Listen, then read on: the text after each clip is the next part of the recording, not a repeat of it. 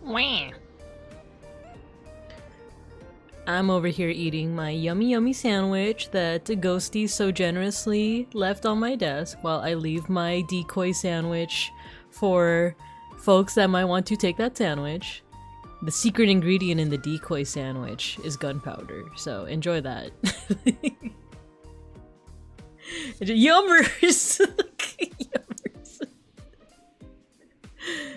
The sandwich is good. What'd you put in it, Ghosty? What's the secret ingredient? Is it also gunpowder? Hello, how you guys doing?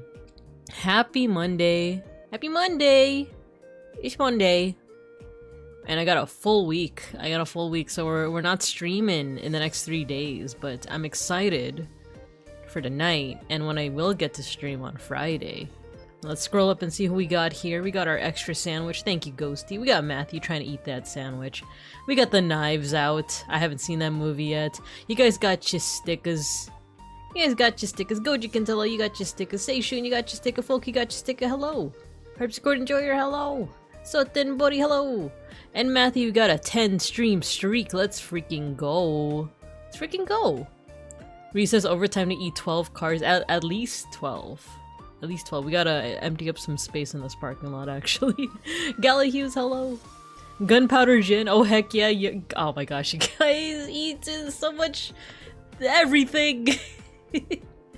There's no limit to your greed. Or actually, what's the other sin? Gluttony. Magikarp, ooh, yum. Magikarp sandwich. I got so much book drama to tell you about sometime. Ooh, okay.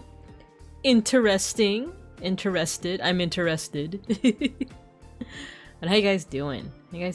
It's the start of a new week. I had the day off today because it's Farm Workers Day. But I got a full week after this. So, you know what? Let's say we get to class. Hello. I'm listening to 88 Rising. I was feeling nostalgic for the late 2010s, I suppose. Since we're now in the late 2020s. Yeah. It's been 10 years. That's crazy.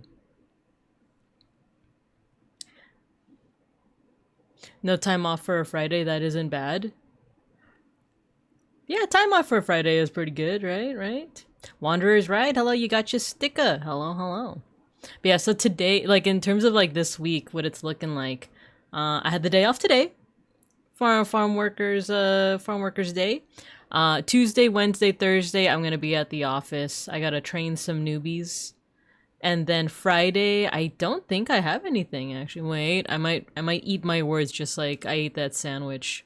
That Magikarp sandwich. Let me look at my schedule as the British say. Okay, so nothing on that calendar. Let me check my work calendar. Yeah, nothing. Yeah, I literally have nothing on Friday. Sick. I'm gonna play Minecraft. I'm gonna play Minecraft all day that day. That's actually what I ended up doing today. I ended up just playing Minecraft all day. I did my dailies. I didn't even look at my work email because my boss is even like, don't do it. And then, let's see, what I made Minecraft skins for me, Beans, and Mega Bronson, and then I played Minecraft all day. It's been a minute since I've just, like, woken up, done, like, whatever it is I had to do. I did eat breakfast, though. I did make myself an egg bagel. That was yummy. But otherwise, I just played Minecraft. I think it's getting to the point, though, where I would be able to show you guys what I have. Like, because before I was like, the building that I made looks kind of bad. But now we're getting to the point where I feel like I have things to show off. I have things to show off now. So maybe not today, but soon. Maybe even Friday. Who knows? The nose knows. I've been taking days off with sick leave. It's neat. Yeah, my boss is like, he took a staycation. He was actually gonna go to New York a couple of weeks back, but then that was the week where there was like that like crazy blizzard. So he ended up canceling, or I think his flight got canceled. I think he was like still willing to go, but it was like the flight itself got canceled. He was like, you know what, staycation here in Los Pincos. And he was like, even that was good. Even that was healing, to just like wake up and have nothing on your schedule.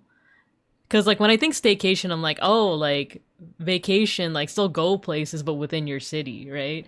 Because I guess latest update too with my own travel plans, I kept on saying that like, oh, you know, like I want to go to New York. But Beans and I are like, now we're thinking like maybe not. Like I want to go on vacation. I want a vacation somewhere, but like, I know, Matthew. I know, I was kind of looking forward to it, but like after, I think partially it's also because of the accident, the unfortunate accident at LaGuardia, and then like just hearing the news of like TSA wait times and stuff, it's been kind of like, oh man, I want to go on vacation, like, but things right now in so many ways are just everything everywhere all at once, you know. You know, so that's been the latest. Who knows, we might, if things get better in that regard, if it's suddenly like, oh, TSA is freaking, you know, like the 10-minute wait, no minute wait, 0-minute waits, then, you know, then it's back on the table. It's back on the table. Because who knows, maybe we could do it for like late fall instead of early spring, you know? Because summer is going to be for San Jose off, Kai. So maybe fall before the school year starts. I think that might be another good time for us to go. And maybe by then things will be different. Which year do we feel like is most iconic in the 2020s? Is it just 2020? Kind of, sort of, yeah, if I'm being honest. I feel like whenever people talk about the 2010s, it's always about 2016. Yeah, I feel like that's such a, like, pivotal moment in so many ways, right? It feels like we've been in a collective hallucination since 2016, right? Like, in some ways, there are some, like, positive things that happened, but, like, overwhelmingly, it was just, like, is this, like, is life even real at this point? And then 2020 was just like, okay, life is definitely not real then, you know? It's your obligation as a VTuber to play Minecraft all day. Yes! Thank you, Galahughes. Yes! Stay safe, yeah. Let's see. Peg School, hello, you got your sticker. Hello. We're just talking about travel plans that have gone awry, or rather travel plans that are not happening anymore. At the moment, but like, gosh, you guys know me. I love traveling. I want to travel. This isn't some kind of like, we're just not gonna go anymore because we just don't feel like it. It's like, man, I want to go. I want to like do something. Cover of Diggy Diggy Hole when? Which one's Diggy Diggy Hole? Is that the one that's like, you should dig straight down? Which is something that I ended up having to do. Okay, not really. Okay, so basically I built an elevator in Minecraft using scaffolds. And I was like, oh, easy. I'll just dig straight down. And then I was told multiple times by experienced Minecraft players to not do that. So I'm like, okay, how about I dig a 3x3 hole straight down. That way I won't fall in lava. That way, right? You're going to the Museum of Natural History tomorrow. That's where I wanted to go. Enjoy it. Enjoy. I know you guys got dinosaurs, right? Don't make a straight shaft, you'll die. Yeah. Exactly. Like if you end up in like a cave system or something, right? So I did like a 9x9. No, I keep saying 9x9. It's like 9 squares total, but it's like a 3x3 square. So I just kept on going like I was like spiral staircasing it down to make this like scaffold elevator thing, doohickey thingy. And then I got attacked by, what are those things called? Silverfish. The things that are not fish, but insects. I got attacked by those. I got really scared. I went back up my, like, makeshift spiral staircase. And then I so happened to turn on Mega Bronson's stream. He was actually digging up from where I was digging down. He got attacked by the silverfish, killed them, and then when I was digging back down, there were no more silverfish. So I think the silverfish that he killed were the ones that were like scaring me. So it just so things just be happening. Things just happen that way. Silverfish in Minecraft? Yeah. They're scary. As opposed to like real life silverfish that are just kind of whatever. Silverfish in Minecraft are freaking annoying. I can't even say, okay, they were a little scary. They were a little scary when like I was digging and then suddenly you just see something pop out and it's like, oh. I was like, is this another Warden moment? Is this another moment where I'm accidentally, you know, up against some kind of eldritch horror without my knowing? Or is it just a mob that I don't know about? Friend got tickets with members only access. Woo! I hope you enjoy it. I hope you enjoy it. Let me know what you end up seeing. Because I know that there's like dinosaur bones there, but we have a natural museum here too in Los Pincos. Excuse me. But I visited it quite a couple of times and it's like, it's kind of samey. Like once you visit it, you don't really have to visit it again, like for another year or two. Cause like, don't get me wrong, it is impressive. If you are like a tourist and you guys ever go to Los Pincos, I would definitely recommend the Museum of Natural History. Or I guess they call it Natural History Museum. There we go. I think Museum of Natural History is New York. Natural History Museum is Los Pincos. But they have like 2 halls with cool dioramas of like animals from North America and Africa. And then they have rotating exhibits. Yeah, they have rotating exhibits. There was one on cats. There was one on cats a while back. And I believe the exhibit was just called Cats! Exclamation point. Oh, Schnackery is meowing. Give me a second.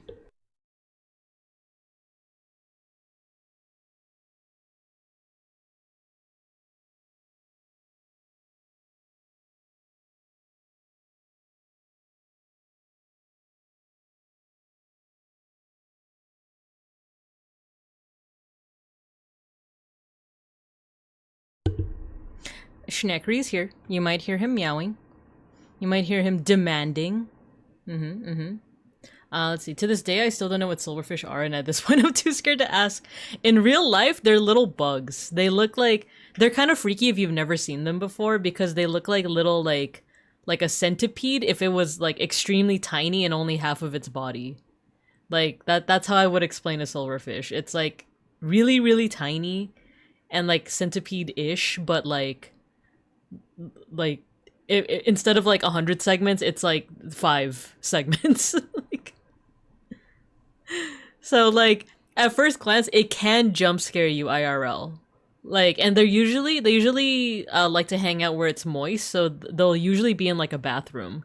The first time I saw it, it was like in a bathtub. It was like my I used to use another bathroom in this apartment before Beans' mom traded us, like the master bedroom. But before, I used to use a bathroom with like a bathtub. Now we just have like the standing shower thing, but like in the bathtub there used to be like, I used to see like a silverfish like once a year, you know? Like the annual silverfish making its appearance, you know? But they like to hang out where it's moist, so that's why like it's kind of the same with like, you know, daddy long legs, your occasional roach, you know. That's like ugh. A daddy long legs I don't mind that much. It's like the roaches that are like ooh, like real jump scare, you know. Let's see. I'm a big fan of the La Brea tar pits. I think everyone should look at the tar. Yes, you guys should. It's La Brea tar pits is also like a really like small and easy to navigate museum. It's like if you have 30 minutes and you happen to be in the area, like you could go to the La Brea tar pits. The tar pits are on this like block of just museums, because it's like the tar pits and then across the street is like a museum called Craft Contemporary, and it's just like a 2-floor, like pretty small. It's like a pretty small museum. You could get through it in like 15 minutes. You can get through La Brea tar pits like 15 minutes if you're rushing, 30 to 45 if you're taking your time. Like if you actually want to see like everything, like it will just take you like 30-45 minutes to see like everything, literally everything there. It's pretty small. But if you're like rushing and it's just you just want to like see like elephant bones or like mastodon mammoth bones, you could do it within like 15 minutes. And then like the park next to it is really chill too. Right next to the tar pits is the County Museum of Art, also known as LACMA, but I've also heard a couple of people call it Ligma. LACMA balls! Ha ha ha. Ha ha. A teehee. A teehee. But yeah, so there's LACMA. They have a brand new thank you for the laughter. 6-7. Not the combination 6-7 and laughing. Laughing with me. There you go. There you go. It just so happens that whenever that redeem plays, I by default go angry. So the County Museum of Art, it has like a huge building that's not opening until... Okay, so I thought I heard that it's gonna open in April, aka like, you know, this upcoming month. And then like I asked a friend about it, and then turns out it's like, oh, it's open in April if you're a member, if you pay them money. If you pay them money, like, well, you have to pay money to go anyway, but like if you want to pay them every single year to be a member, then you could see it early in like April. But to the public, it's not opening till May. And then I was like, okay, that makes sense, because by then, like, so there's like a new bus stop too that's supposed to be opening like right in front of that whole like row of museums. And then I thought that was gonna open in March, because they said that it was gonna open in like spring something, and I'm like, okay, spring starts March, you know? No, they said they were gonna open winter 2026. Okay, so like, and not like December, but like early half of 2026. And it's like, okay, March is coming up. March is officially when spring starts. So that means that this like bus stop is going to open by March, right? And then like they come up with an announcement that's like, actually it's going to open in May. So everything opens in May. I can't visit that cool block of museums until May. Or technically I can visit. It's just that like I've taken the bus to that area before, and like it's weird because you have to like go to like the central Los Pincos first, and then you like go out to where the museums are, instead of just like, I don't know, like this new bus stop I'm just looking forward to, because it just seems like it's gonna be easier for me to like get there, you know. Do you think it'd be faster or slower if I showed up by barging in and shouting, "Show me the bones"? Well, okay, I would think that probably like if you do that, staff's probably gonna have to have a chat with you.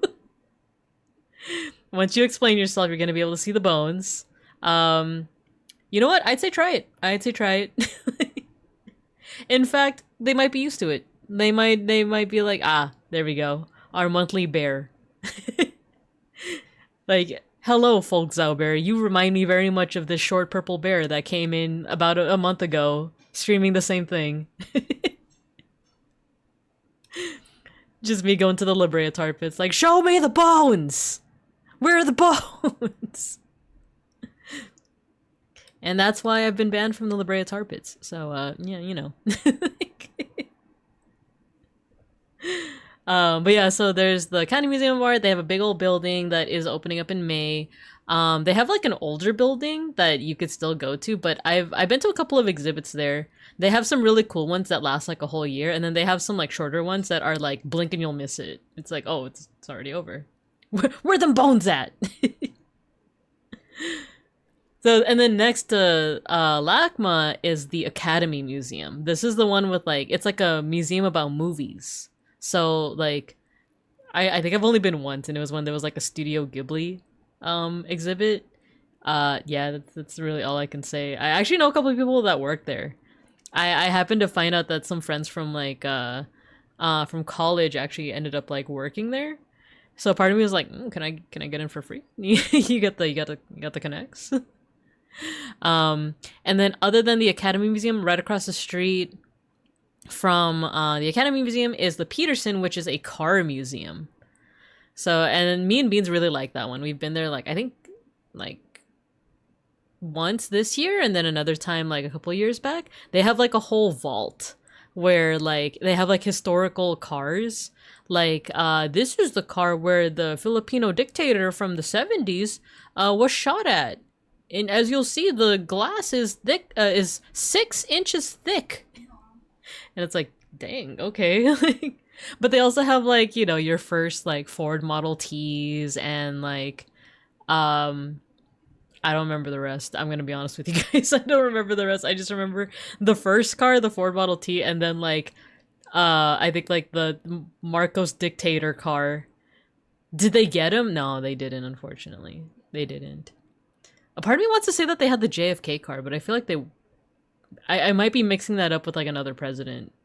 Because it's like if they have the JFK car, that's like kind of intense, you know? Like the car, like you know the one I'm talking about. It's like that's kind of morbid too, but I would imagine they cleaned it up, you know. Anyway, but yeah, so just within like that 2 block I think it's like 2 blocks, 2 block radius. That's like what 1, 2, 3, 4, 5 museums. There's 5 museums within that 2 block radius. 2 of them you can visit within 30 minutes. The rest are like way bigger. So, I think like Peterson was like a whole day. That was like a 2-3 hour thing. No, like 1-2 hour thing. That nostalgia when you look at me. Academy Museum was also around like 1 to 2 hours, and then LACMA is also 1 to 2 hours. But when that big building opens up, it might be more.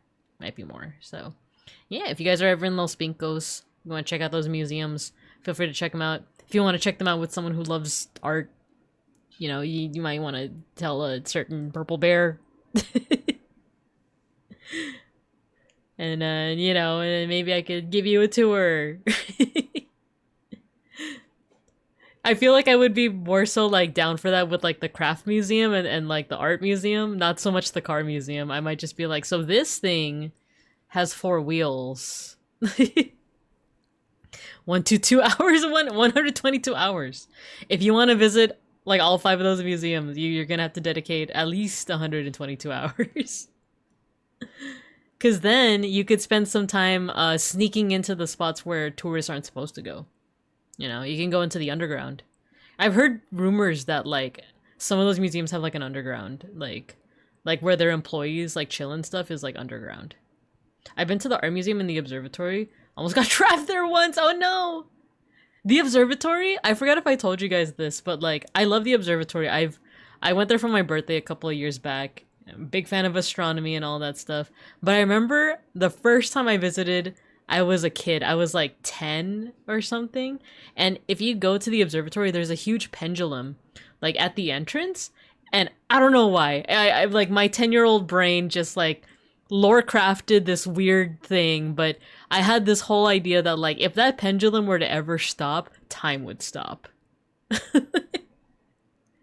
I don't know why. I don't know, like no one told me anything with like an inkling of like anything related to that. I think my brain just made the like comparison to like a grandfather clock, and it's like, oh, this is like the most massive pendulum. Maybe it's connected to the most massive grandfather clock, and what if that clock controls time? And mind you, this is like at least 8 years before I would even try like any kind of substance. This is just a 10-year-old like theory crafting, you know? Crimes? We would never. Museum catacombs. Yeah! Like, I because I used to work at a museum as a gallery attendant, I still have some connects in the museum industry, and I still keep up with them every so often, and they tell me that like certain museums do have like an underground system. I know that the Getty does. I know for a fact because I've seen it with my own eyes.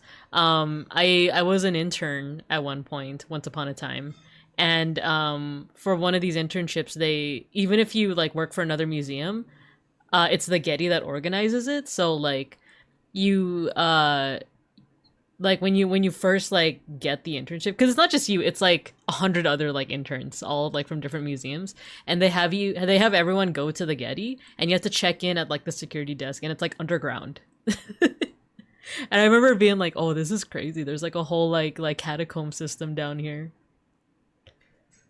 How to get where they don't want you to go. Yeah, just slap on a high-vis vest, carry a clipboard, and you can just walk into anywhere without question. Yeah, no, for real.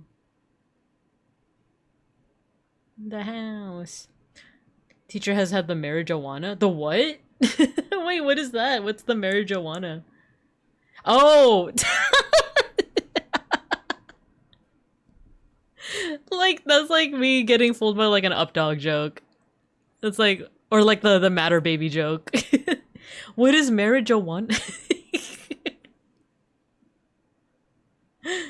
I felt that sink in real time.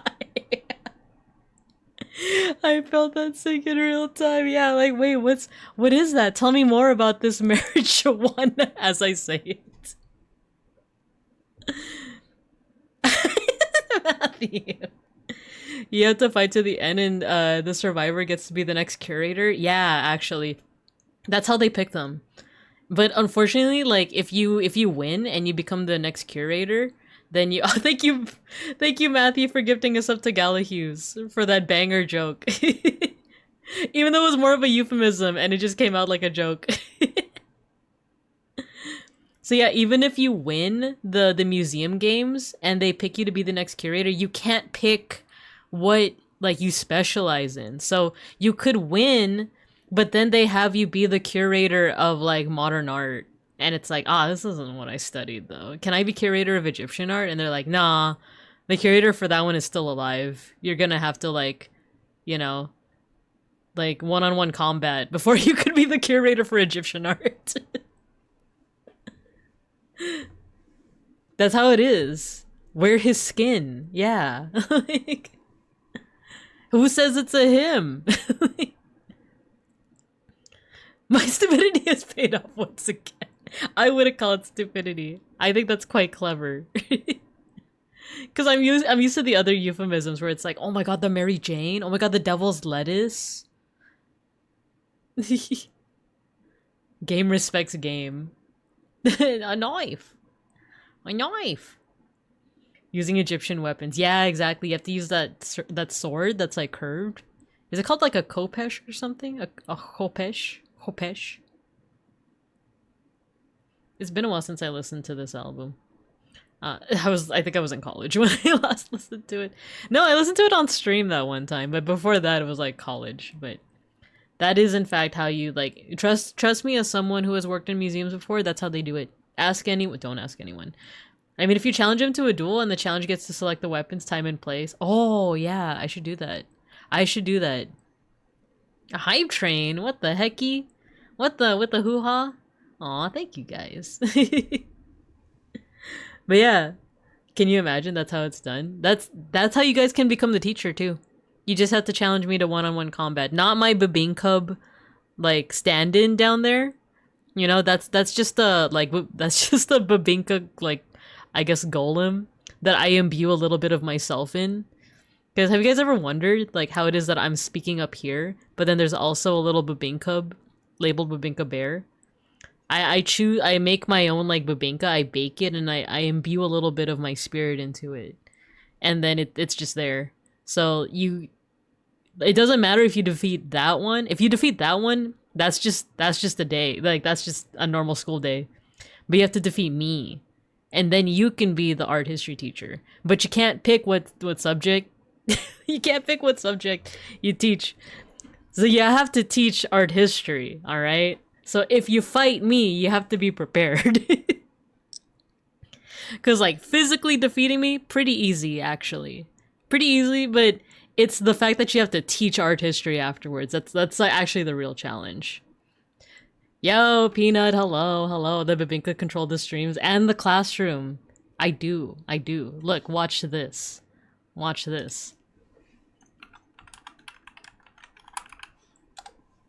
See? Dance, Babinkas, dance. You're now the screensaver. Oh no, don't explode! Don't explode! Why did I say dance, Babinkas, dance when there's an actual dance, like, command? And instead I used the screensaver. If we defeat you, does the Babinka version grow into a new full you? Wait, you know what? I've been reading the spider isekai and it kind of works like that. So let's just say yeah. Let's say that I get defeated in like combat. It's just like, bleh, you know, I've been defeated. But then, wait, hold on. Let me navigate to the screen. This Babinka right here grows into, wait, where'd it go? What the heck? Like, it grows, mutates into the new Babinka. There we go. How's that for lore? How's that for eldritch lore? Never said we had to teach it well. Dang it! You got me! Dang it! Once again, foiled. Once again. Whoa! Not the dance water dance! Do you turn into XP? Because I've been playing so much Minecraft, I just imagine myself like turning into those little like glowing orbs, you know? That make that little like jingle jingle sound, right? That's what I think of. I just think of like ding ding ding. Dang, part of me is like, should I just show you guys what I have on Minecraft? But no, it's not done yet. It's not done yet. My eco brutalist hotel is not done yet. Not yet. But because I have nothing to do on Friday, I'm probably gonna work a lot on it then. But yeah, should we do our let's do our dailies. Let's do our dailies. Cause then I want to talk about this. So the whole point of today, I noted it in the stream title. I noted it in like my stream schedule. I noted it so many times, but today I wanted to watch this trailer with you guys. I kind of already watched it, but like I want to watch it again and like show off my expertise and whatnot. So there's this movie coming out that my coworker told me about, and it's called The Forgotten Island. It's by Universal Pictures, DreamWorks, etc., etc., and it is Filipino. It has to do with Filipino culture, and like I don't think they explicitly say, but it's like, come on, like they have like the Filipino sun at one point. It's like, come on, I'm pretty sure this is Philippines. So I just want to watch it with you guys. When we watch it, I might have to like zip my lips. I might have to like shut up because I'm fairly sure when I upload the VOD, it's gonna Bybinka keeps several Bybinka copies of herself hidden in various secure locations across no, the Mr. Pancakes, don't area. no, don't say it. To truly defeat her, they must all be defeated at the same time. No, don't. She's revealing my secrets, Mr. Pancakes. No. How could he do that? How could he reveal my secrets like that? That's based on what? No, I'm just kidding. Apartment complex? I think it's quite simple. Roadwork ahead? Yeah, I sure hope it does. Oh, 64 slices of American cheese. Give it to me. And they were roommates. Dang, Peanut, this is giving me nostalgia. And I'm listening to 88 Rising. This is so nostalgic for like the late 2010s and like the you know, you remember those times. Like you remember those times. Just reciting vines. You know, like I remember one time I went to like a party with my partner and like the certain organization that we both have memories of. And like he noted that like me talking to other people at that party just felt like us reciting different vines. And they were roommates. Cargo space? No, cargo road. My favorite one that I learned recently is chef's kiss? Do they? I actually saved a whole bunch. Wait, give me a second. I saved a whole bunch. Let me see if I can find it. I put it in my like private, like just for me Discord. Where did I put it though? Did I put it in to do or drafts? Clipboard? I think clipboard. Here we go. Okay. The bird flu? Yeah, they tend to do that. And then you have your classic, you telling me a shrimp fried this rice? What's upstairs? They can't talk. Apartment complex? I find it quite simple. Let's see. Wood-fired pizza? How's pizza gonna get a job now? And then the last one I think is the most cursed. You're telling me a gingerbread this man? Distraction. Quite the time. Yeah, quite the times. Quite the times. But yeah, so like there's this oh yeah, when we watch this trailer I'm gonna have to like shut up because when I upload the VOD I'm pretty sure John YouTube is gonna like break my kneecaps for having copyrighted like audio and video and stuff. So we might need to trim it out of the VOD, by which like I can't be saying anything. So we're gonna watch it all the way through, and then I'll like comment on things, you know? We hit the Babinka NPC dialogue stream. No! You not the NPC dialogue, no. Did you see that Free Shavakadu made a return? Really?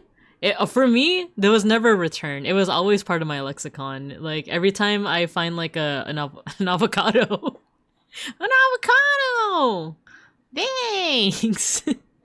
Every time there's like an avocado in the kitchen, like me and Beans just call it a free shavakadu. We're always like, do you want some shavakadu with your toast? You freaking millennial. Some Del Taco brought it up for its 10th anniversary. There's no way it's actually, yeah, it has been 10 years. That's crazy to think of. I was like writing a birthday card for someone recently, and like for this birthday card I wrote like, oh my gosh, it's been a blast knowing you for 10 years. I've known you for 10 years. That's crazy. That is to say somebody spotted it in the wild. Oh man, Freesha. I like the delivery of the vine too. The Freesha Vakadu. Like half of the comedy in so many of those vines is like the delivery, right? The like, Zach, stop, you're gonna get us in trouble, Zach. And the smash cut to the guy getting arrested. Zach, stop. Or the, you almost made me drop my croissant. The cutoffs were so good. For real. 7 seconds is all we needed. I know, like, why did we stray from the path of God? Why did we stray from God's light? And like, now we have like 60-second long TikToks. I was watching some like YouTube shorts. I was watching some Minecraft YouTube shorts. I'm down that rabbit hole. And it was like, this is going for pretty long. And I was like, dang, this short is like 2 minutes. Time's a wasting. I say as I've been like for the past couple streams, I'm like, we need to learn how to be bored again. We need to learn how to be patient. I need to watch more Mr. Rogers and Bob Ross. As I'm like simultaneously being like, dang, a YouTube short that's 2 minutes? Crazy. Like, not even shorts anymore. The dichotomy of Binka. Me wanting more patience and like me wanting to like repair my depleting like memory span. You know, I can't even words right now. The other side of Binka is also like, oh, anything more than 7 seconds? Come on, man. Mega Bronson, hello. Yeah, Minecraft shorts. I can't believe this. Yeah, just before I went live today, I was watching videos of like, and it even had like the automated like TikTok voice. Here are 5 different farms you should make. It's like, oh, I need dripstone. I need dripstone and I need it right now. Anyway, so yeah, we're going to be watching this. We're going to be watching, well, not the movie, of course, it's not out yet, but we're going to watch the trailer. But first, we need to do our dailies. Oh, and I also need to turn on some redeems. Oh, they're already on. They're already on. So if you guys want to cash in on those redeems that aren't always available, you can cash them in. I do have the paw cam. Oh wait, turn on the light. There we go. I do have the paw cam. I have the tarot cards, if you guys want. But for now, let's do our dailies, shall we? Turn that off. Go for my cave. I have everything you need for a lava farm. Ooh. Okay, I think I will. I just always feel nervous about like grabbing stuff from your guys's like chests. I know you even said that like, oh, these are the communal chests. But if I see that there's only like one of something, I'm like, but what if someone else needs it? It's like, oh my god, it's so funny too. Like, I know I keep on saying we gotta do our dailies, but last thing. I went to lunch with a couple of coworkers, and it was supposed to be like a big group, but like a bunch of people like canceled last minute. So it ended up just being me and 2 other people, and all of us just so happened to be Filipino. And it's funny because like we were eating at like a dim sum like dumpling place, and we did it like family style, so we all got like different dishes and we like shared each one. And then like near the end of the dinner, I like noticed that each and every plate had like just one thing left of it, and no one was going for it. And it's like, wow, this is so Filipino. It's like there was a one dumpling, one like it was like one piece of dim sum.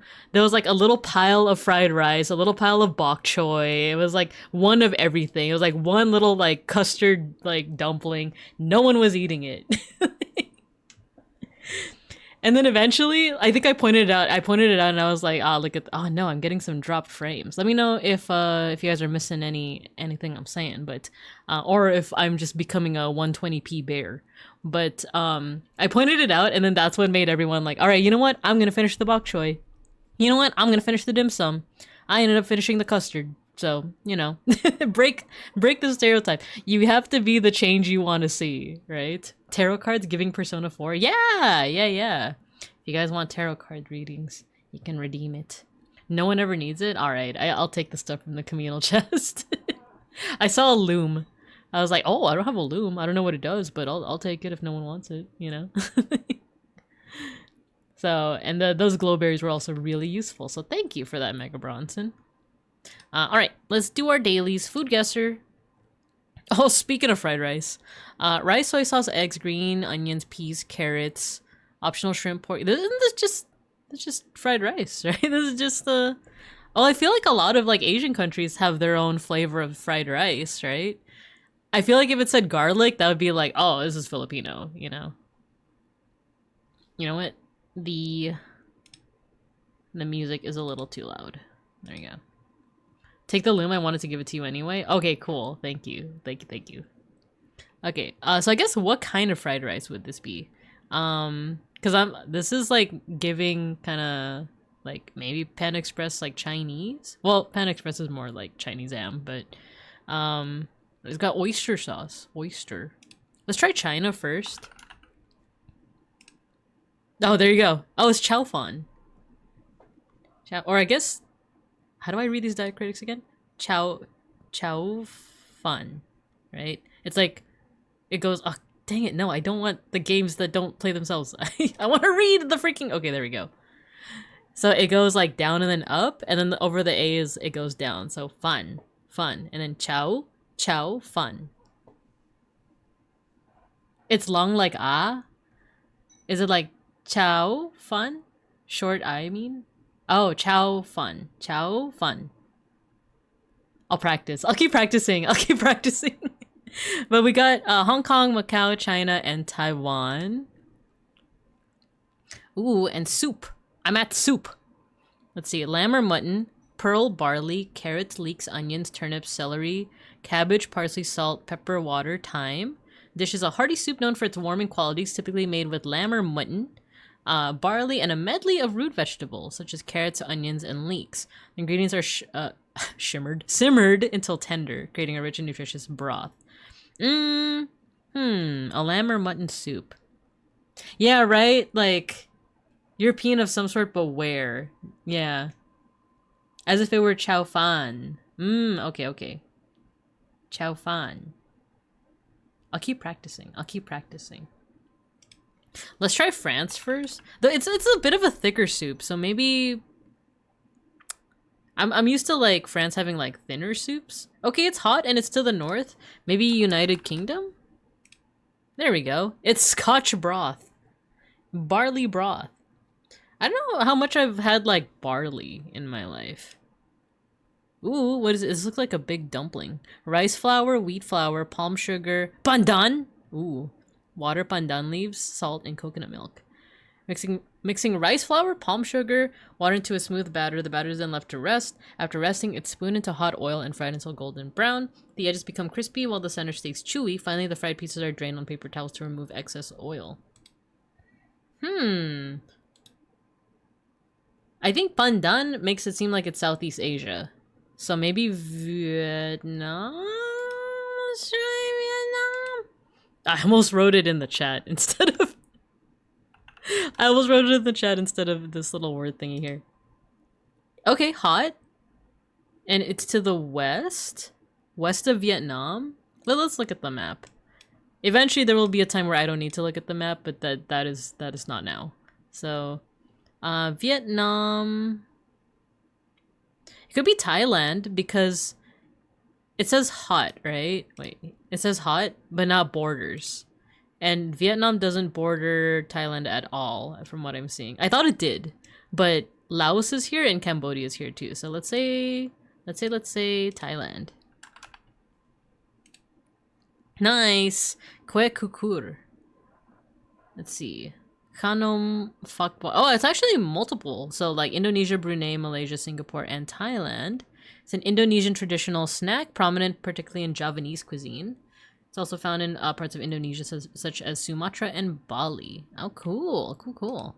Nice. That one was pretty straightforward. That one wasn't too bad at all. So let me go ahead and put this in daily games. Very nice. And then let's do time guesser. And then I want to watch that video. I want to watch that trailer. Okie dokie. Oh, we already have a flag. Is that Argentina? I know that it's a Latin American country, right?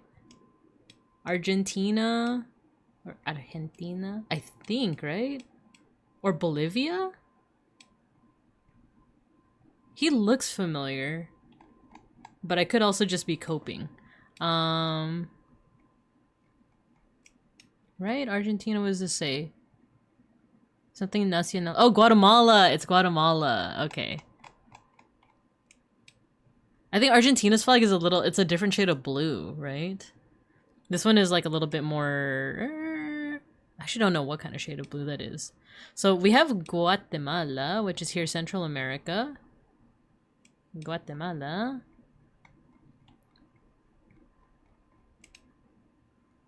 And then this looks pretty recent.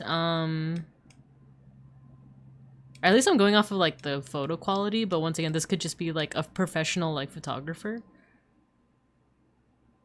Because I'm not seeing too many phones. Are you guys seeing any phones? I'm seeing more like actual cameras, you know?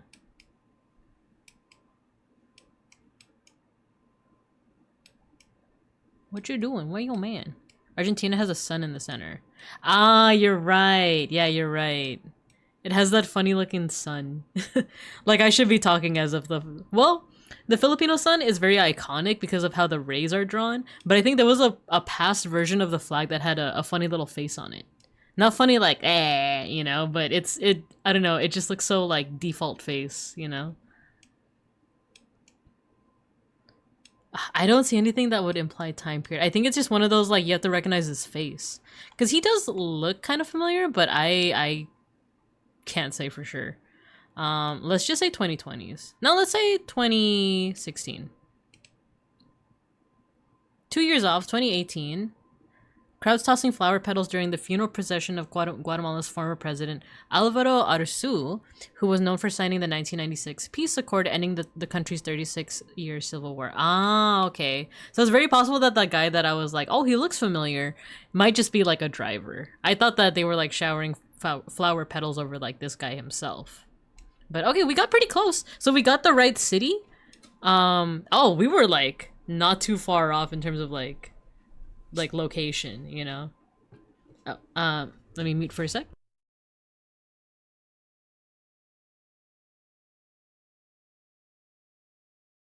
Heck yeah, Beans just came in with some yummy rice. I think he made like a risotto. It smells good. I think it has like impossible beef in it. But yeah, so we were only 2 years off and we got the exact city. So Gucci Smoochy. All right, next up, is this another funeral procession? Is this like the time guesser round of just funeral processions? It kind of looks like it, right? Or like some kind of procession. All right, so let's see. I'm seeing a lot of hats, including the like flat cap. So this could be 20s, 30s, maybe even 40s. In Liberty units, 253 meters is less than 1/4 of a mile. Oh, dang, I was like really close without even knowing it. I just picked like a random spot in in Guatemala City. This might be Portugal because look, the sign says Rua do Capelao, And it looks like it has that little like tilde thing. You know, like how the Enye has like the little tilde over it? I know that like not Brazilian, Portuguese has like the A over it. Or has like the little tilde over the A. I think you see it here too. Comp de something something cacao. So it could be the architecture is making me think that it's Portugal rather than Brazil. No, the frames, they're dropping. Let me know if I'm buffering or if I'm just 120p, but or 144p. But I want to say that this is probably Portugal, so let's just go with the capital. Let's just go with Lisbon. And let's try to narrow down the time period. Like I said, it could be anywhere from the 20s to the 40s because I'm still seeing like a lot of hat use here. This is, oh, you know what? This is a car. This is a car. Let me look at my notebook with the car designs. Because that will actually help us narrow it down. Actually, I said 1920s to 1940s, but to be honest, it could also be 1900s. So let me take a look at the cars that we're looking at. The style of this car, it looks more like a carriage, right? And the windshield looks kind of barely there. So it could actually be pre-1920s. I kind of want to even say like 1910. Wait, let me see. Are there any women? Because if we have, okay, so we have some women. Their fashion could also kind of like denote, because with men it's a little bit harder. It's a little bit harder with male fashion because like a lot of it is just like suits, and unless you know what to look for with suits, it's hard. It's like, oh, you know, Americans really like Italian suits starting in the 1950s, and it's like, I don't know, I can't tell an Italian suit from an American suit, you know? People can though. People can, but I'm just not one of them. So the women are dressed pretty conservatively. That's also making me think like pre-1920s. So let's go with 1910. Let's see if 1910. Or let's do like 1912. 1912. 1918. Okay. And location-wise, not too far off. Yeah, not too far off at all. We were at 540 meters. Not too bad. Portuguese President Sidónio Pais greeting crowds in Lisbon during the event Obra da Assistência, 5 de Dezembro, a social welfare program commemorating the military coup on the 5th of December 1917 that brought Pais to power and established his short-lived authoritarian New Republic regime. Authoritarian. Oh no. Oh no. Okay. Next up. Ooh. Cool. Look at these cars. We got cars that's gonna help us. These look 70s, 80s-ish. Location first. Let's get the location down. We have a metropolitan city. Pizza spaghetti. I feel like that's what this says, right? Cars? Cars 2? Owen Wilson? Wow. Let me put my notebook away. Oh, no! Dang it. Give me a second.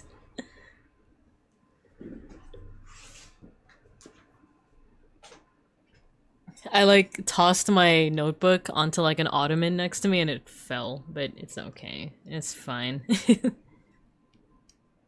Okay, so what do we have here? We got steak. Sur charbon de bois. Could be French, but I'm seeing like more English. No, wait. Groupe près de revenu. Membre. Pizza spaghetti. Somebody touch my spaghetti.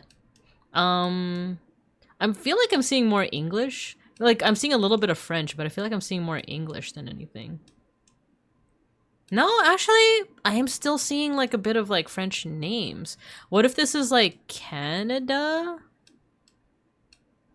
Because, like, some of the stylings of these streets, like, remind me of, like, a US metropolitan city, right? Like, New York or Chicago or something. But, like, the prevalence of, like a bit of like French here and there is making me think like, what if it's Canada? What if it's Quebec? Wait, English and Scotch?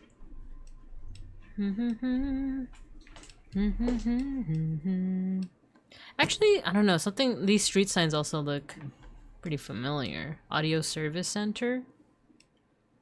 Is there anything that has like... Is there any word that has an extra U in it? You know, like color? Head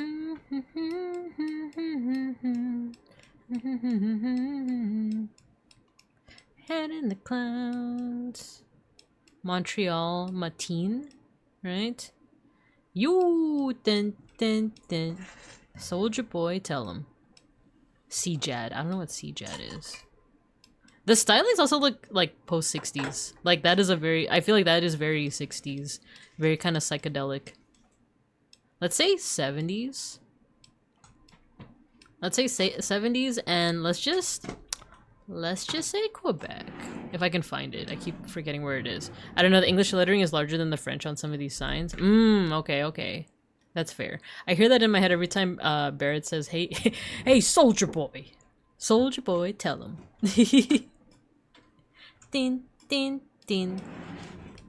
So do you think like if it was Quebec, it would be a little, or at least like Canada, there would be like a equivalent, what's it called, like, rather than English being like bigger and more prominent, it might be like equal, kind of, right? Pretty Boy Swag.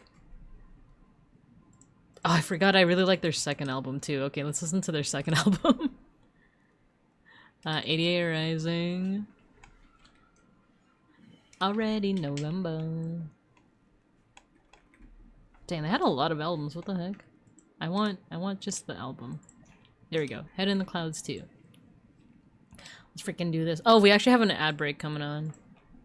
I just want to put my war paint on. We do have an ad break. Wait, Stratos?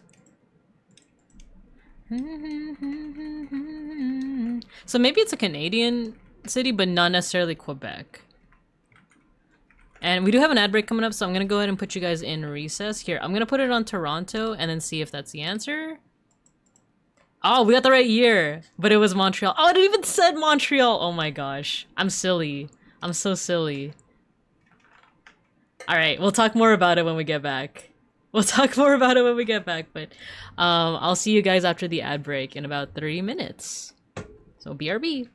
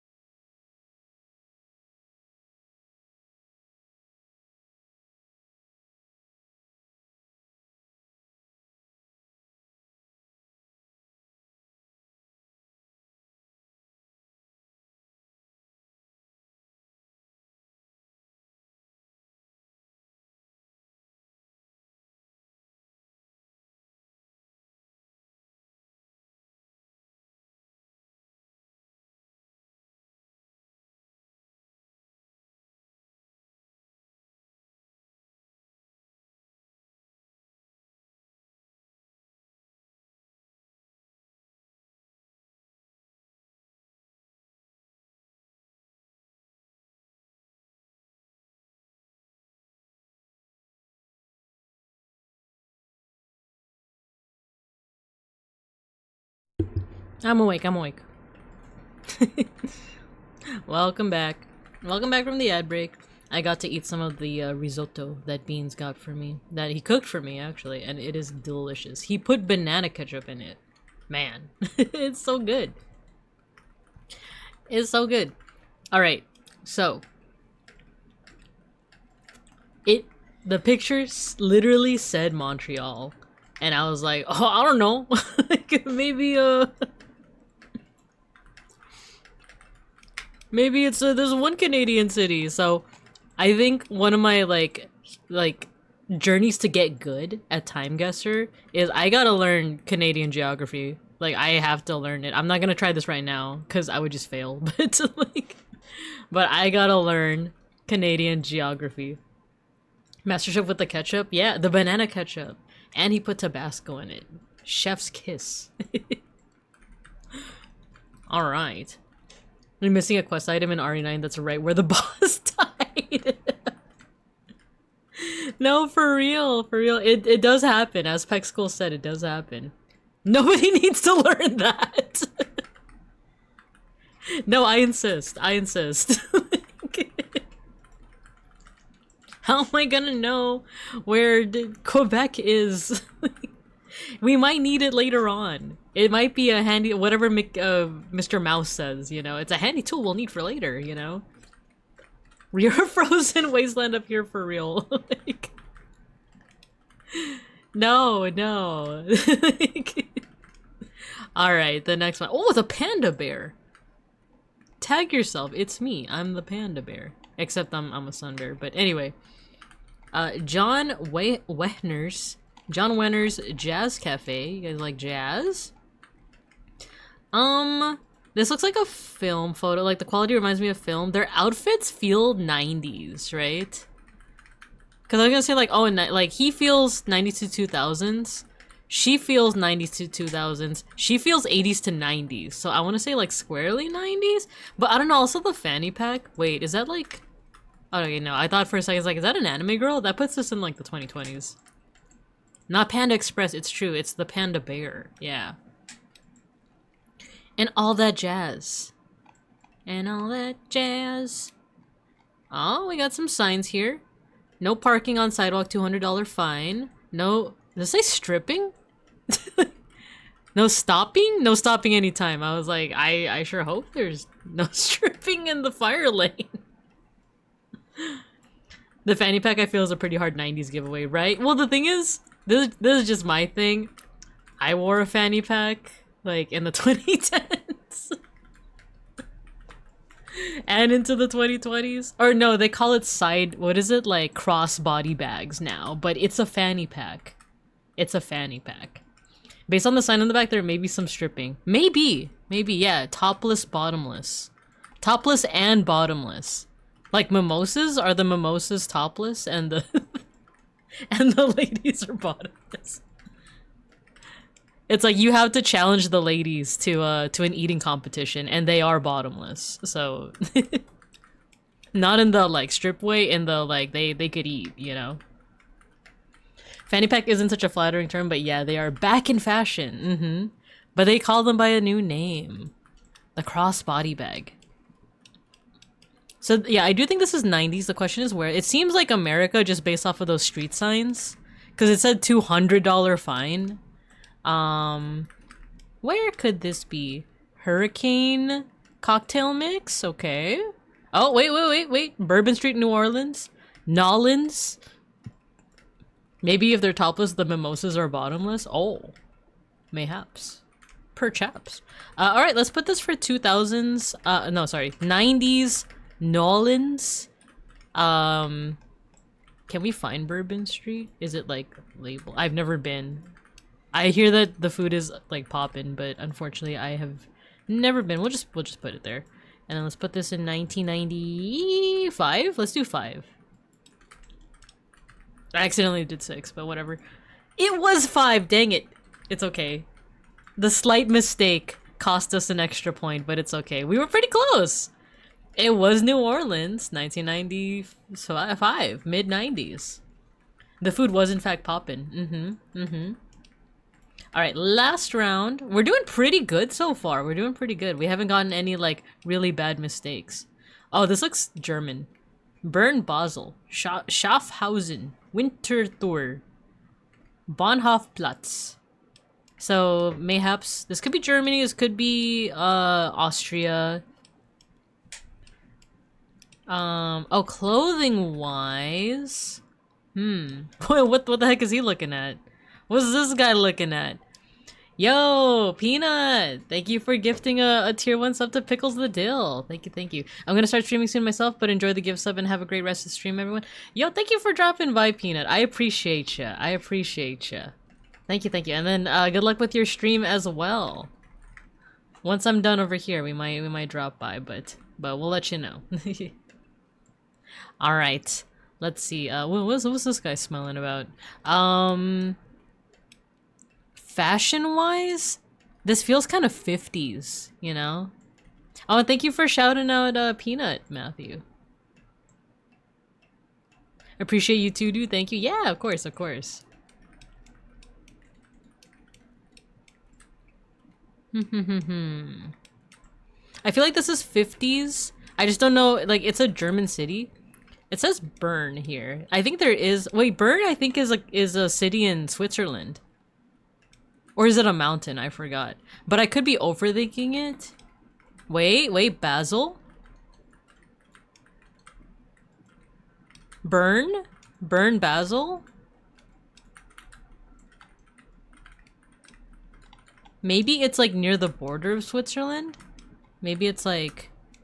It could be in Switzerland itself. It could be Zurich. Let's try Zurich. In the 50s. Let's try 55. Nice! It was Zurich! Let's go. Let's go. 4 years off, but still within the same decade. We did really good. We did really good. Let's check out our final score. I think... Is that our highest? Is that the highest we've ever done? Yo! Okay. Share results. Not bad! Today was a good day. Sick.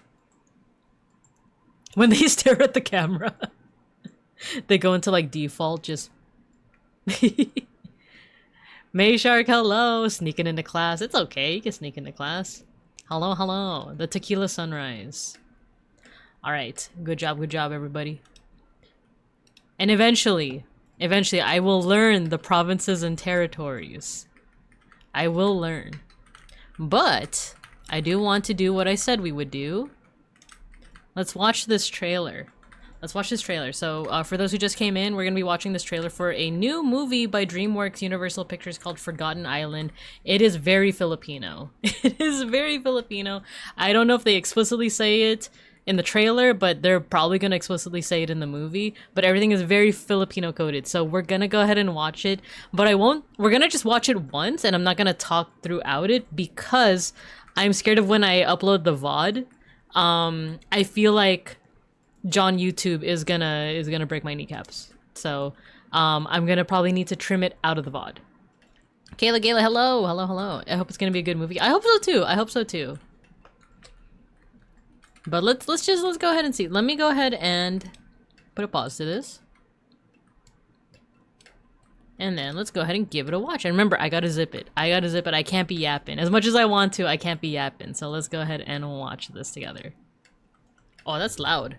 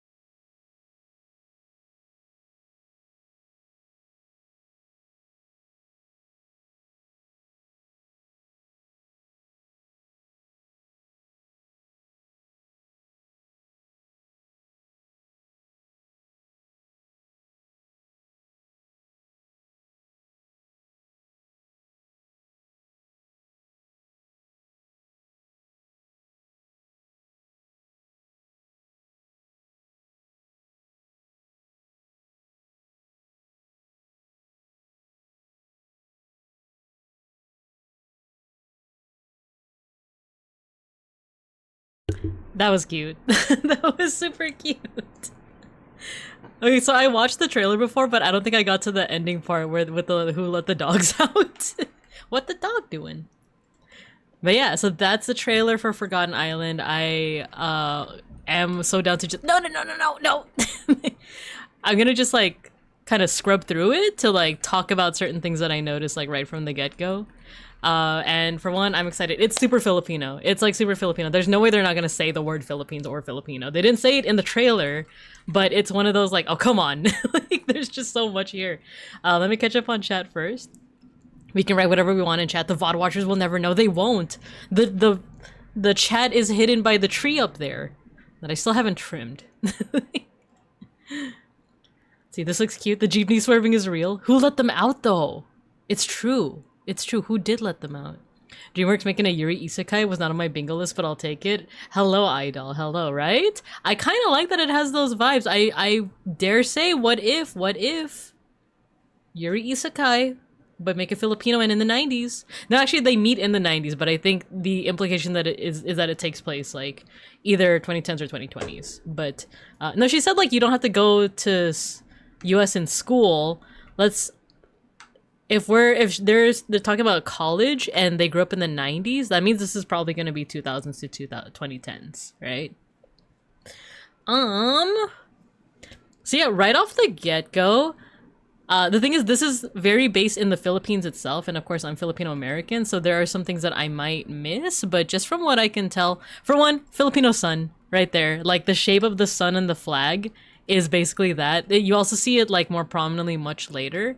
But also the uniforms look very Filipino. Like, every time, like, I've seen pictures of, like, my relatives in school in the Philippines, they have these, like, designs on the skirts, you know? And then the big thing that I, like, immediately when I saw this trailer that I was, like, fangirling over is that she's dressed as what's called a manananggal. And it's a creature that, like, separates at the waist. And you kind of see it later on as well, but it's kind of like a witch demon vampire thing. Let me see if I can get a picture of everything that I'm talking about. So let me get the Filipino sun. Filipino sun, and then let's also Google the manananggal. And then we could look at Filipino school uniforms. And then another thing that we might look up to is something called the sarimanok. But it might also be something called a minokawa. And then I also saw the Anito statues, or they're also called ulul statues. And then what else? Oh, the jeepney. All right, I'm just Googling a whole bunch of things ahead of time just so that I can like demonstrate like a little bit quicker. Oh yeah, she has a butterfly knife. Like, yeah, she straight up just has like a butterfly knife. I do think, I don't know if that originated in the Philippines, but I do know that like a lot of people I know have butterfly knives. Including my brother. He actually like knows how to make like paper, like out of like many like layers of paper. He knows how to make like butterfly knives. It's pretty cool. If they went to an all-girls Catholic school, they definitely gonna be a couple. There you go. The sun, the butterfly knife, the balisong. Yeah, I love the knives, but dang, they scare the heck out of me. It would be perfect if they get oh my gosh, oh my gosh, I love Ruby Ibarra. We're gonna listen to Ruby Ibarra as we like do this like little deep dive. Yes! If they get Ruby Ibarra to do the music for this, we're just gonna play some Ruby Ibarra. F it. F it, man. I have a butterfly bottle opener. Nice, nice, nice. But yeah, so she's dressed up as like a manananggal. So, first of all, here's the Filipino sun. If you've never seen it before, it's on the Filipino flag. But a lot of Filipinos also use it as shorthand, as like the like Filipino symbol of the Philippines. For those who don't know, actually, it does have its own symbolism just in and of itself. So like, oh, I might need some help from this with those that remember a little bit better than me. But like, as with every flag, there is some kind of symbolism. And by the way, there's something funny about the Filipino flag that I kind of thought all nations did, but I guess they don't. But if you flip the flag upside down and you fly the flag that way, that means that the country is at war. I kind of thought all countries did that. I don't know why. I kind of just assumed like, oh yeah, doesn't everyone do that? But I found out that's just kind of a Philippines thing. I don't know. I'm actually forgetting what the symbolism of the blue and the red is. I want to say like peace and war? Like peace and war because of the like wartime thingy. But you also have the 3 stars here, which represent the 3 big island groups of the Philippines, which is Luzon, Visayas, Mindanao. So those are like the 3 big groupings of the islands themselves. I forgot to. Okay. Yeah, part of me was like, oh no, Make Shark's gonna judge me. I forgot the symbolism. And you saying like, oh, I also forgot. It's like, okay, cool.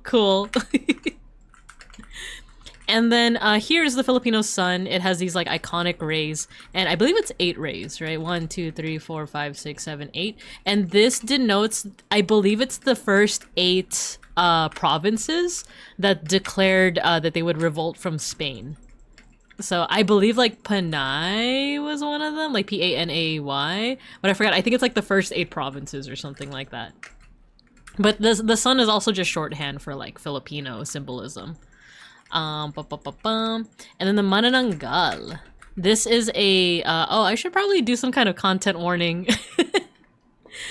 For anyone that is squeamish about like blood and entrails and any kind of like body horror, you might want to click off and come back in about like 5 to 10 minutes because the manananggal has all that. So there's blood, there is literally like entrails, and there is like body horror in terms of like a body like splitting into 2.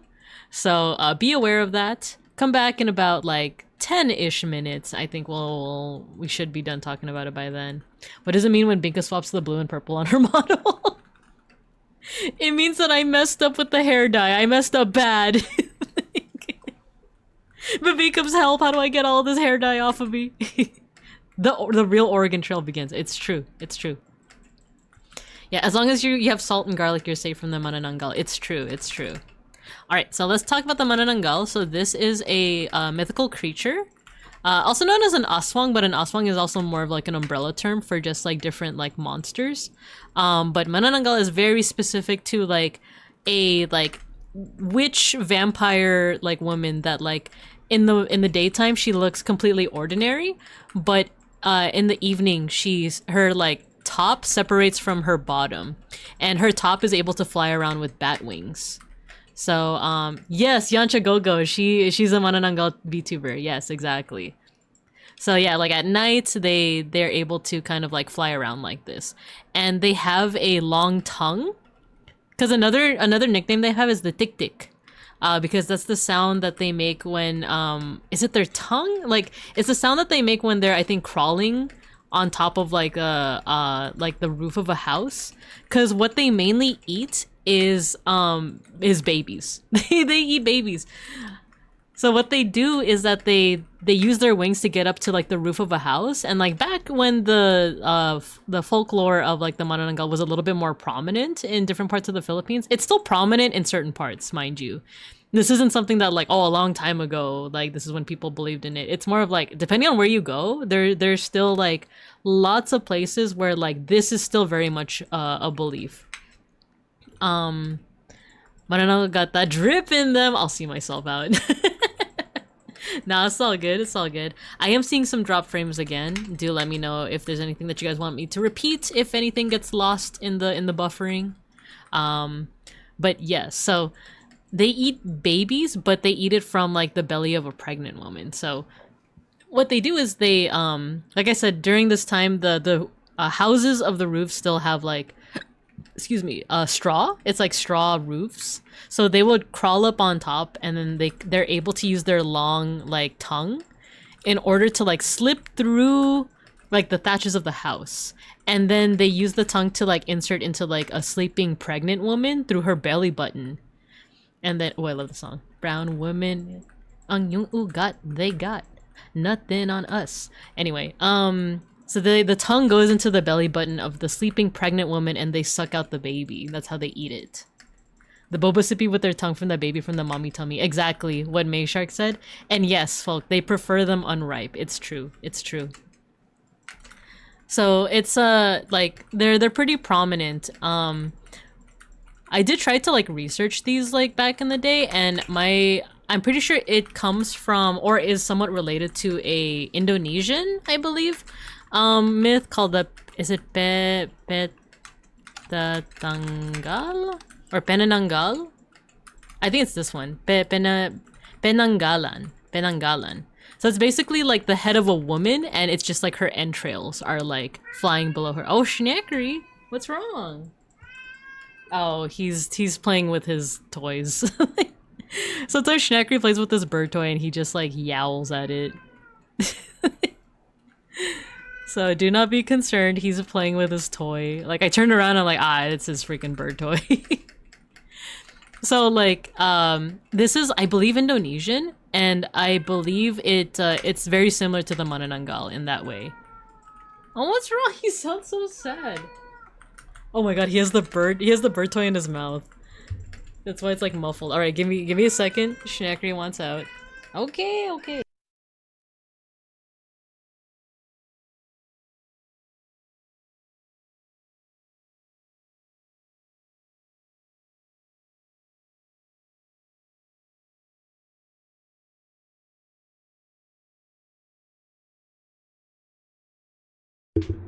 Oh my gosh, he sounded like he was in distress, right? He was like, what happened? What happened to Schnackery? Miso was concerned. Oh no, Miso, it's okay, it's okay. Schnackery's just being dramatic. It's okay. Okay, let's see. By any chance, one of those didn't escape Philippines and become the U.S. president? Dang, maybe. Dang. Our cat reacted to Schnackery. I'm sorry, Miso. I'm sorry. Miso. It's okay, it's okay. I remember seeing a movie about one of these and the effects were very something. Yeah, I could imagine, especially if it's like an older movie. You can kill them if you find their open lower half and pour salt or garlic in it. Yes, exactly. So, in the event that you are in the part of the Philippines where like the Manananggals are roaming around, if you're able to find its lower half, you just gotta sprinkle salt on it. Then, when it's time for sunrise, the top half can't reconnect and it just dies. I think that's why it's also like has those similarities to vampires, where it's like, okay, if it can't connect by sunrise, it's gone. It's gonna die, you know. Oh, Schnackery, I can't believe he was both starved and locked in a room. No. Sometimes that's how I like whenever the cats like demand food. It's almost like, dang, it's almost like you guys haven't eaten in like, they act like they haven't eaten in months when it's literally just been like 5 hours. Like, I imagine the cats looking up at whoever's feeding them and they're just like, I'm nothing but skin and bones. I haven't eaten in 20 years. Look at me, look at me. And you just look down and it's just like the fattest cat you've ever seen in your life. Let's see, they're skin and bones. They're nothing but skin and bones. They're starving. They're starving. Starving Victorian child or golem. Oh my gosh. Let's see, what were we talking about? Oh yeah, so that's the Manananggal. They can just know that they can separate. They usually have those bat wings, so that's the wrong screen. There we go. I love fat cats. Same. I love how fat they are. So you can see she has like the little like bat wings on her. They share a little friendship bracelet. Even their hairstyle feels very like 90s Filipino. So they have that, and then later on it looks like they have like a show together. Oh, they have like the little Manananggal, or it's like a little bat, I guess. A little bat like charm. Here, I think it's, yeah, this part. I'm gonna turn the sound off. No, rewind. Here, so take a look. Maybe we could slow it down, actually. Let's see if we could slow it down. Playback speed, a little less.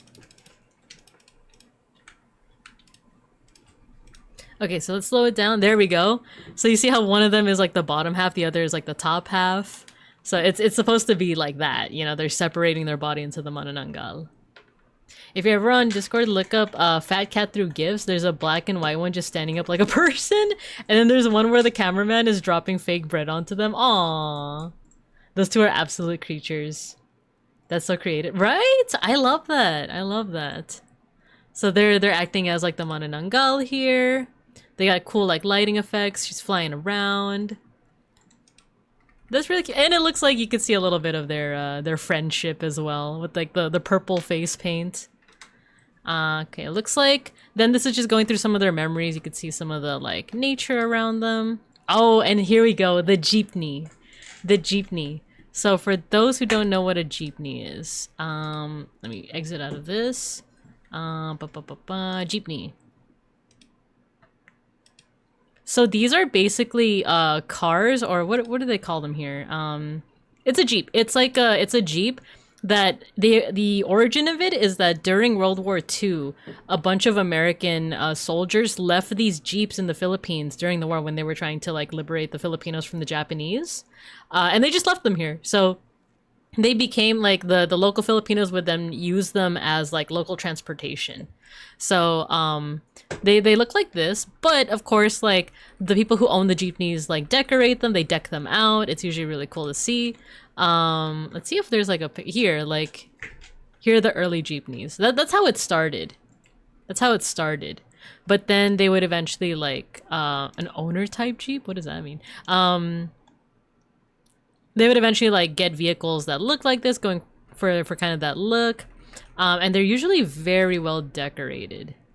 They have like the signs here, and it usually says like where the jeepney is going, where their route is.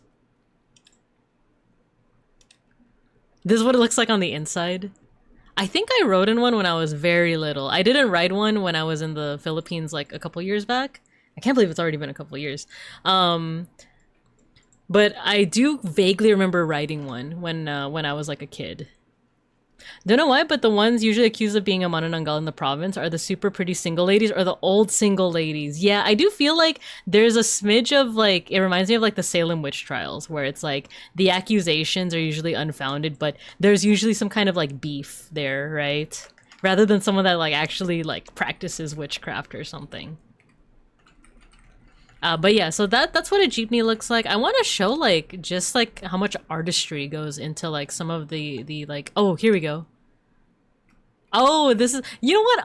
I've seen the same exact jeepney. If this is the PWC jeepney in historic Filipino town, Los Vincos, I think I've literally been in this one before. I might even have a picture of me behind the wheel. If I can find it, I'll put my Binka head on it and I'll show you guys. But let's see if we can find like jeepney designs. This might warrant like its own like art appreciation, like jeepney art.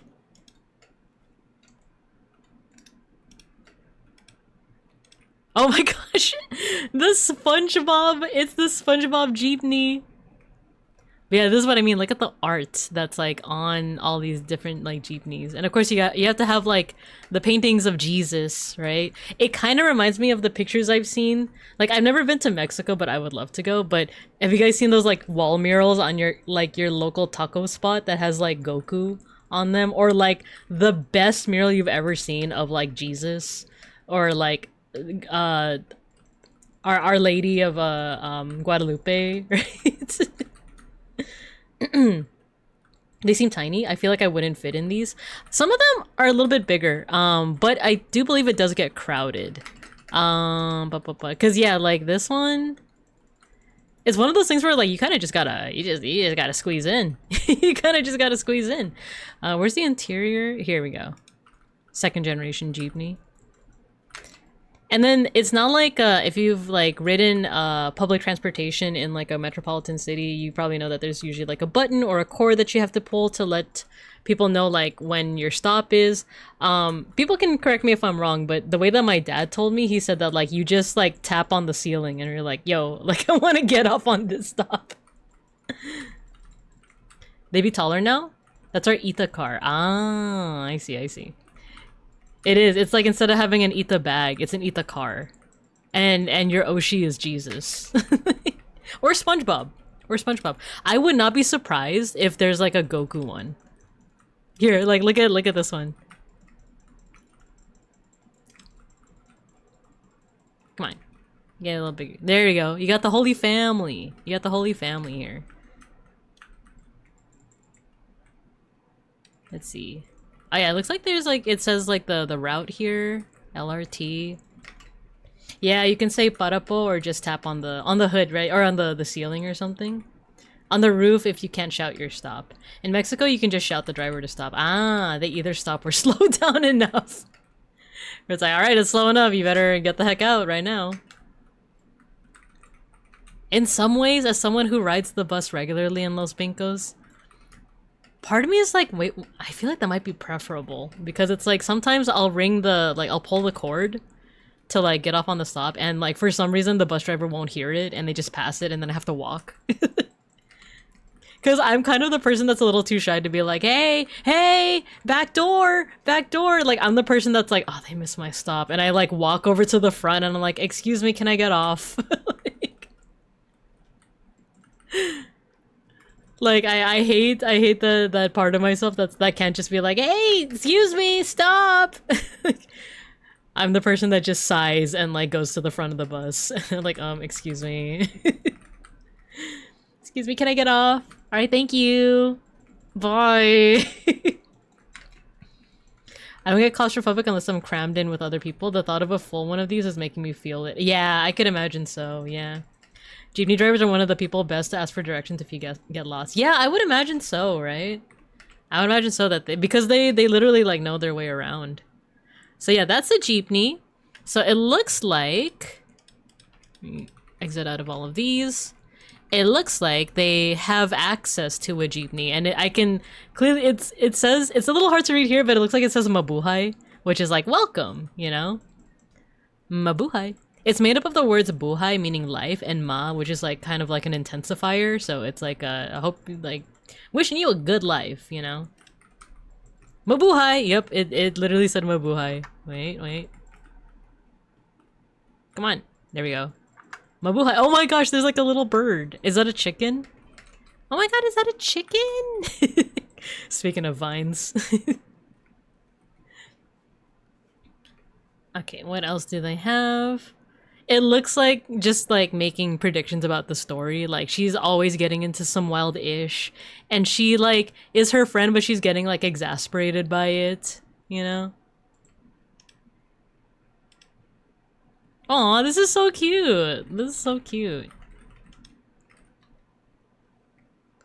And then they have like, okay, so the jeepney is like broken now. They just have it oh my gosh. Oh, I think it's like a mascot. It looks like it's like a little mascot like outfit. Oh, and this is interesting. It says Kali Bust or Dust, Kali or Bust. Kali is one of the many names for the stick fighting. I know that it's also like the name of like a Hindu goddess. It might be referring to that, but Kali is also one of like many names for the stick fighting fighting style that originates in the Philippines. Because there's Eskrima, Kali, and then there's another name for it as well. We could look it up. Oh, I love the song too. Kali Eskrima.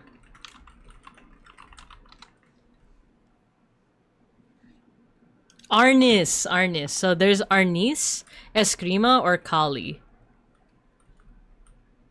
So yeah, and fun fact, I actually did for a very short time like participate in Kali. It was specifically for like a dance thing. And I forgot if I told this story before, but there was this one time like I was learning Kali for like a dance thing in college. And they were teaching us how to like handle the sticks. And they were trying to do a thing where it's like you can also use the sticks to defend yourself. So they were telling me like, okay, Binka, like hold out the stick like this, you know, hold it out in front of you so that it blocks your face. Sorry, my track, I happened to put my hand in front of the phone that I use for tracking. They're like, Binka, put your stick out so that it shields your face. And the person opposite of you is gonna swing down Not with full force, not with full force, because both of us were like amateurs, right? But ooh, hello, nice Eggy. Thank you for the raid. How you doing? Hello, hello. Yo, you were playing Mahjong Soul. I've been thinking about getting into Mahjong. Or Mahjong. Nice Eggy, hello, welcome, welcome. My name is Babinka Bear. I'm your local Sun Bear art history teacher and educational streamer. And today we're actually looking at a trailer of a movie called Forgotten Island, and we're kind of dissecting all of like the Filipino references because I'm Filipino American and I just like yapping about it. So hello, welcome. What were you guys doing? So you're playing Mahjong Soul. How was it? How was the soul of the Mahjong? I was interested in like playing it. Actually, it's very funny that you should like happen to raid when I'm like, I don't know if I mentioned it on stream either. So this is very coincidental but fortuitous, you know. Baxter Cook, hello. Egg, hello. Punk Asian, hello. Eggy Raid, hello, hello. Eggy Raid, welcome, welcome. Eggy Raid. Dozy Ram, hello. You should jong. I kind of want to jong. I'm kind of down to jong. You can still save yourself from the mahjong. I'm getting some mixed messages here. Should I jong or should I not jong? Let's see. I actually did quite a bit of winning in friendlies. Nice! Let's freaking go. Would you recommend Mahjong Soul in terms of like learning Mahjong? Oh, Matthew, thank you for gifting us up to Nice Eggy. Would you recommend it for learning? Because I tried it on my phone a while back, and I thought it was like, this is like too complicated for me, but I'm down to try again because it's mostly because some of my IRL friends are getting into Mahjong, and I'm like, is this like trending with people nowadays? It's time to jong. But if you recommend it, feel free to let me know. And if you guys have to raid and run, no worries at all. If you guys want to stick around as we talk about this cool movie that's coming out in September, you totally can, but I totally understand. It's pretty tiring to stream for however long. But thank you for the raid. Thank you. We were just talking about jeepneys, and then we saw this like text over here that mentions Kali. Kali is a type of Filipino stick fighting that also goes by a couple of other names, Arnis and Eskrima. And I was telling the story about how I was trying to learn, or basically like for a dance thing, I was learning a little bit of Kali. And they were teaching me how to defend myself. And all of us were amateurs at the time, right? So like, they were telling me like, okay, Binka, like put your arm out, shield your face with the stick, and the other person is gonna like swing down, all right? They're not gonna swing down hard, but they're gonna swing down, so you have to be ready to defend yourself. And I'm like, all right, got it. So I put my arm out in front of me, kind of like what this guy is doing. The guy swings, but unfortunately, like, it's not his stick that hits me, it's my own stick. My own stick, like, because I guess I wasn't holding it, like, firm enough, my own stick hits me right in the head. And then everyone stops. Everyone's like, oh my gosh. Like, and even the guy who hit me is like, oh my gosh, I'm so sorry. And then I was like, oh no, I'm fine. Like, no, it's fine. I was even doing that thing where you kind of like laugh at yourself. I'm like, oh, I'm so silly. I'm so dumb. I'm sorry. I should have like held it firmer. Like, I'm sorry. And then like I see everyone's eyes and they're still like, and I'm like, what's wrong? And then suddenly I feel like blood coming down from my forehead. I feel like blood coming down my forehead, and then I like, you know, use my hand to look at it, and I'm like, uh-oh. Uh-oh. And then I'm like, uh-oh, okay. And then luckily, because like the instructor is like experienced in this, they had a first aid kit. They like patched me up. They put like a band-aid on my head. It was fine. It was just like, it was a minor cut, but the thing is, if you ever like hurt yourself like right on the head, that's where like a lot of blood vessels are. So it's just really scary because like you tend to bleed a lot if you do get your head hit like that. But it was it was like the tiniest of like hits. Super tiny. Like, cause like the instructor even made me like sit down, and she was like, no, we're not doing anything for the rest of the night. Like, you gotta sit down, we gotta make sure that you're okay. So, but it's also like, I was just laughing at myself. I was like, oh my gosh, I'm so dumb. Like, Wait, I think I missed on some messages. Let me scroll up.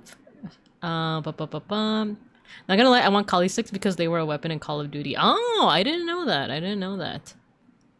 Alright, let me see what else. I won't get into Mahjong until I turn 45 and start playing at the table of seniors while the little kids sit awkwardly to the side at the family party.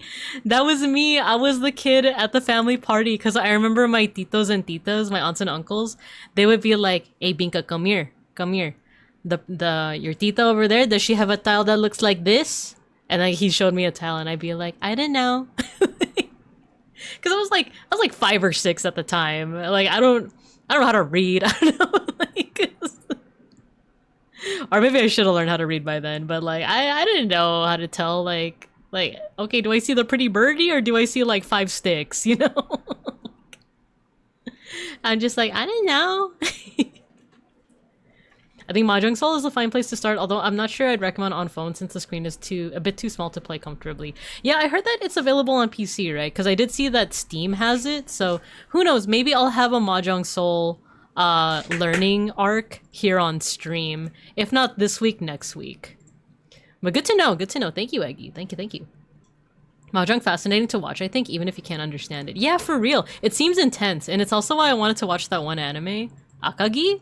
Right, the one that's all about, it's by the same guy that did Kaiji, but it's all about mahjong, and it seems really intense. So I'm like, I'm down to learn. I'm down. I also have no idea how jonging works, but it feels like a skill to have. Yeah, you know what else is like a big like oh, I want to learn mahjong like type like another thing that kind of inspires people to learn mahjong. Did you guys ever watch Crazy Rich Asians?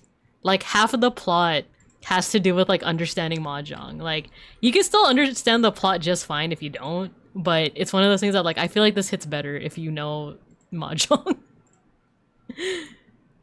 Let's see. I wish I could learn Kali. Fitting with sticks is appealing. Yeah, I think you should. It is one of those martial arts that like you can use like the opponent's force against them, right? Betrayed by your own weapon. You're badass. I love it. Thank you. I consider myself quite the nerd, but but thank you.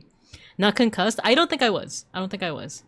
Also, Eggy, thank you for following. Thank you for joining the class. I appreciate you. Welcome to class. Cool symbol that looks like a sword. That's my favorite tile. Exactly. Tend to take one from the table before we leave and my parents have to drive it back. Oh my god, what do you have there? Now we have to drive back. Heck yeah, mahjong. The Asian ladies playing Jong in the park are crazy. You could come back to 14. 14 has Mahjong because of reasons. Oh, that's right! Yeah, it does. Mahjong can be addicting. Dang. Okay, I might have a learning arc on stream. I was thinking about it for this Saturday, too. I was thinking about it. But I was like, we'll do pixel art, so we'll see.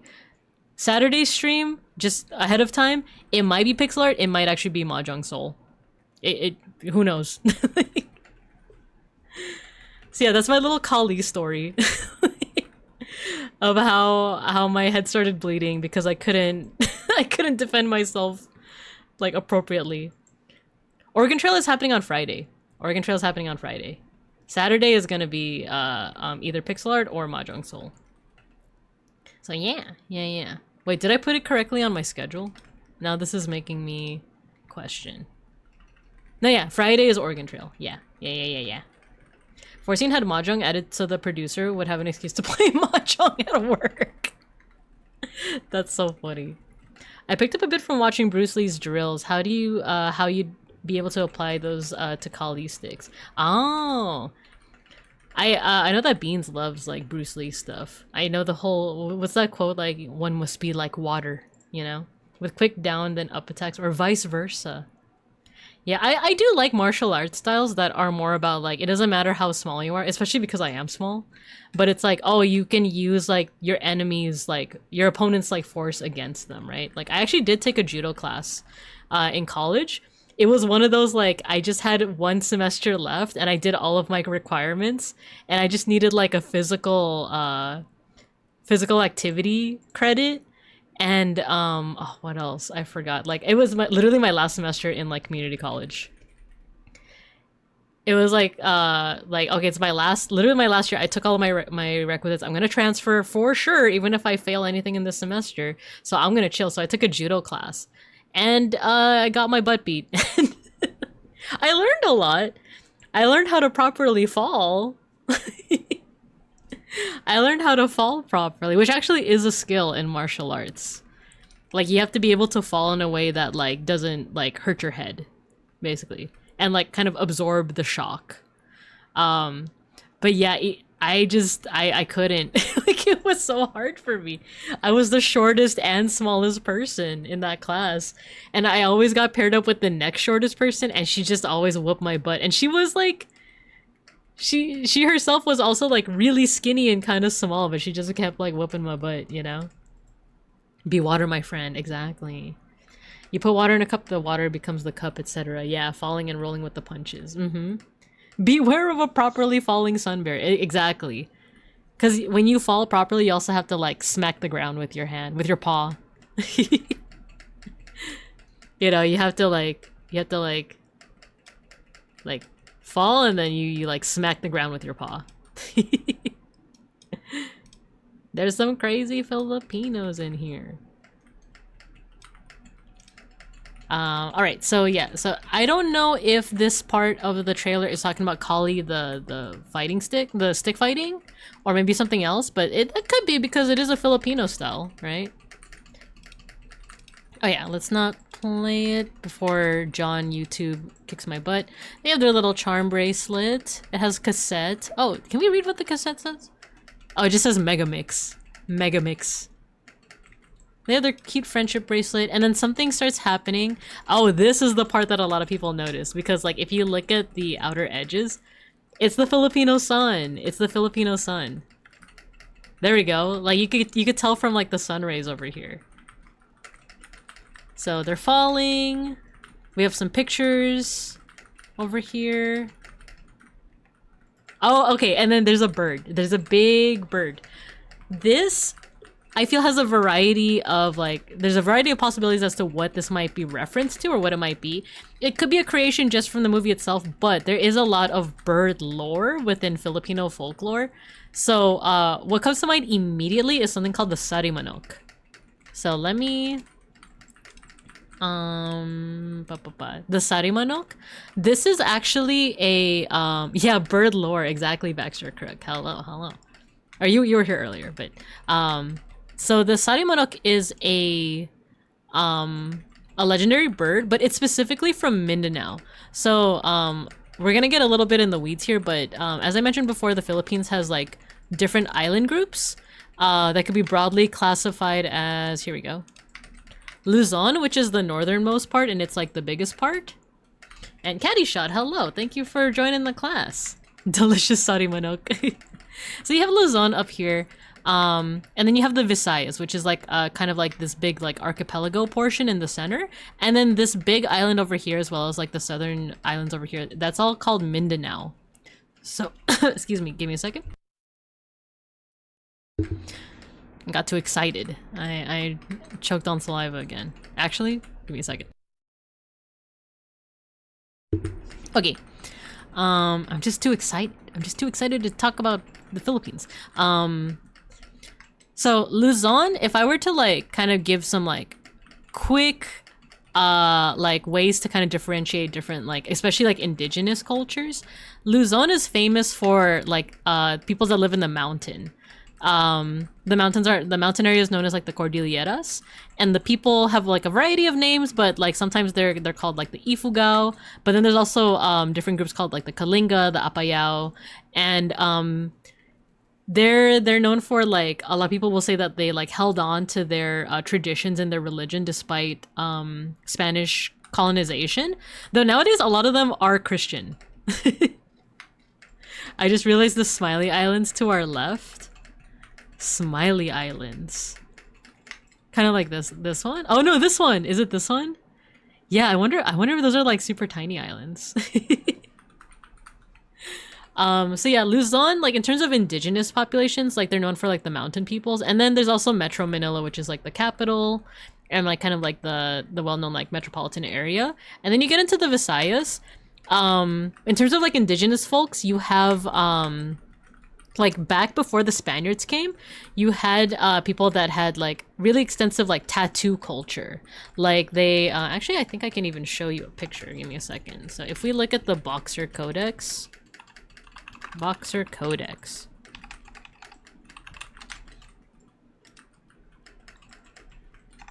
So this is actually one of my favorite codices. It's a late 16th century Spanish manuscript, but it shows clothing from like 16th century Philippines.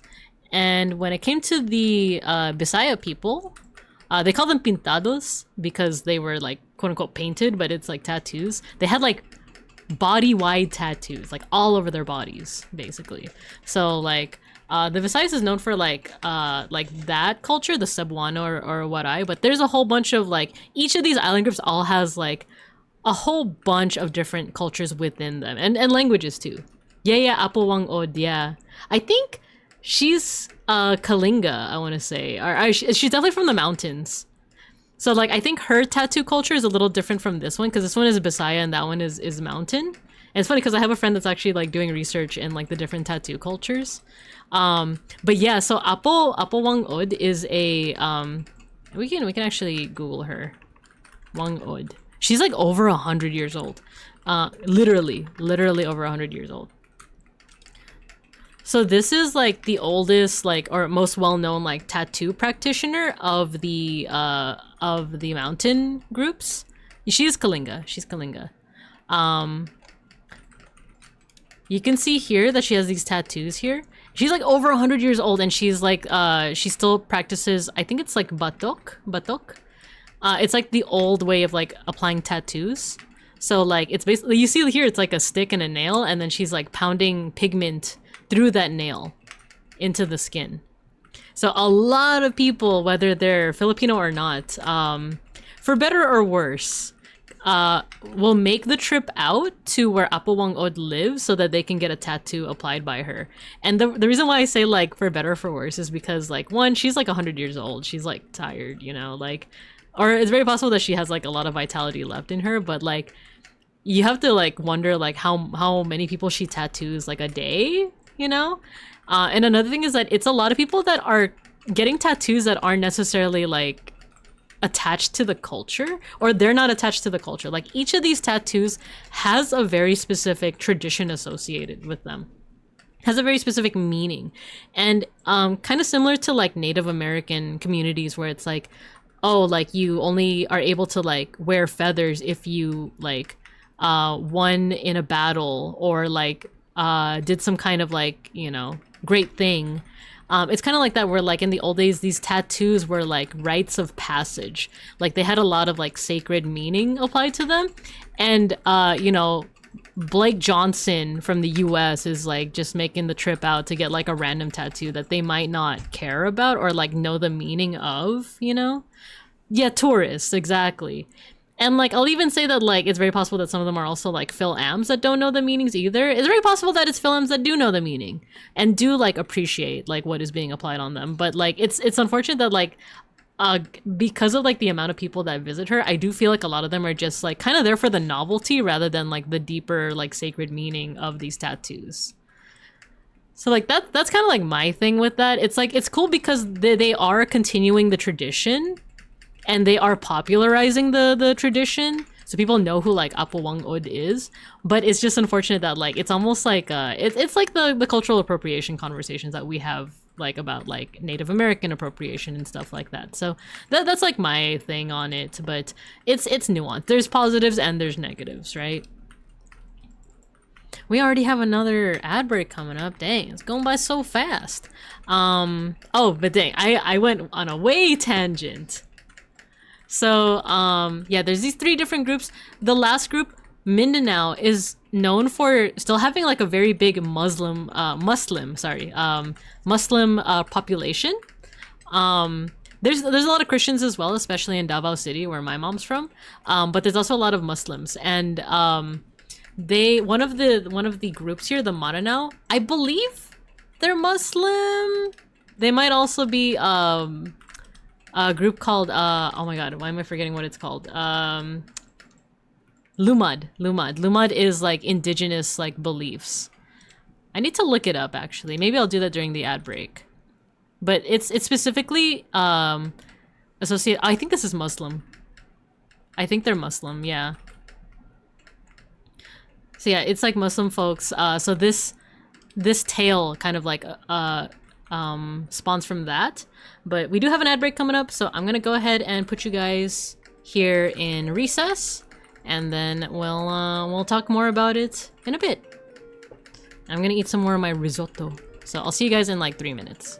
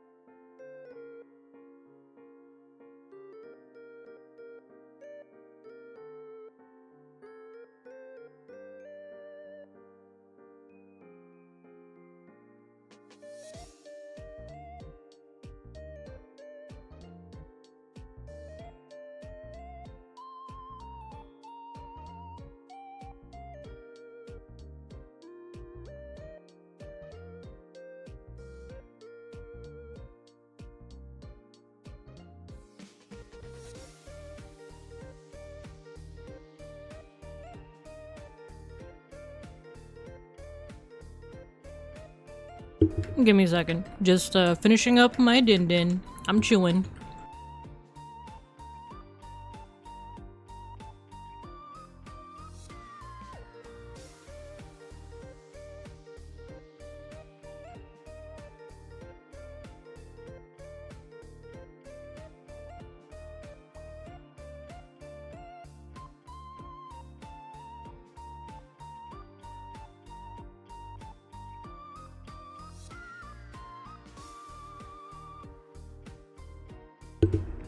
Sorry, that risotto is really good. I was like, oh man, I want to finish it like right now. So, it's real good. Okay, give me a second because I also want to replay the song that I was listening to because it's just such a banger. Welcome back. during the ad break when I wasn't stuffing my face, I was reading up on the Sari manok and the Maranao people. So yeah, we were looking at this bird, and I'm thinking it might be a Sari manok, but it might also be two other things, or even a combination of different things. So first of all, the Sari manok, as I said, is from the Maranao people, which is a group from Mindanao. So this is a group that, like, they do have Muslim roots, with a little bit of their own indigenous like traditions as well. And the Sari manok in particular, has like a variety of ways that it's shown, but like here's a statue of one where it looks like almost like a hornbill with like a fish in its mouth. I think oftentimes, I could be wrong on this, but I think you mostly see this art kind of like in architecture. Let me see here. Museum. It just, okay, so this is just where it's currently housed, but I forgot like what, it's a carving. So it's usually shown like this. Manok I know as the Tagalog word for chicken, but it might also be it might also be the Maranao word for chicken as well. Something that I never realized until I did more research on it is that roosters are actually native to the Philippines and like different parts of Southeast Asia, because I'm so used to like studying Mesoamerica where it's like, oh, pigs, cows, horses, and like other like all these like animals weren't actually native to the Americas. They actually didn't come to the Americas until the Europeans came. So like there's no like chickens weren't a thing in the Americas for a while. Like cows weren't a thing. They did have ducks and turkeys though, but that's why I'm like, oh, like I wonder if like roosters were brought over to the Philippines because of the Spaniards, right? Yeah, the Americans had llamas. They did, yeah. So a part of me is like, oh, so there's chickens in the Philippines. I wonder where they came from. Maybe they came from Europe with like the Spaniards. And then I did the research and it turns out, no, roosters are actually from Southeast Asia. So, which actually makes sense because a lot of, I think I've talked about this before, a lot of the dances from the mountain areas, they have a lot of movements that are meant to resemble the movements of chickens and roosters. Like sometimes the men will move their feet in a way that mimics like how chickens and roosters like scratch at the ground. The arm movements are kind of like how chickens and roosters like move their wings and stuff. So if it's incorporated in their dances, that means that this is like an animal that is like indigenous to that location, most likely, right? So this article specifically says that like it's meant to be a chicken, but it can also look more like a hornbill, which is another type of it's kind of like a toucan, you know, like Toucan Sam. But this one is also known as it's known as Sari manok because like part of it, like the manok part means bird. Sari means like when you say like sari sari, it's like a collection of things. Like there are stores in the Philippines called sari sari stores, and they're basically stores that sell like a collection of different things. Like there's actually sari sari stores actually are like one of my favorite like aesthetics. Excuse me. I want to show you.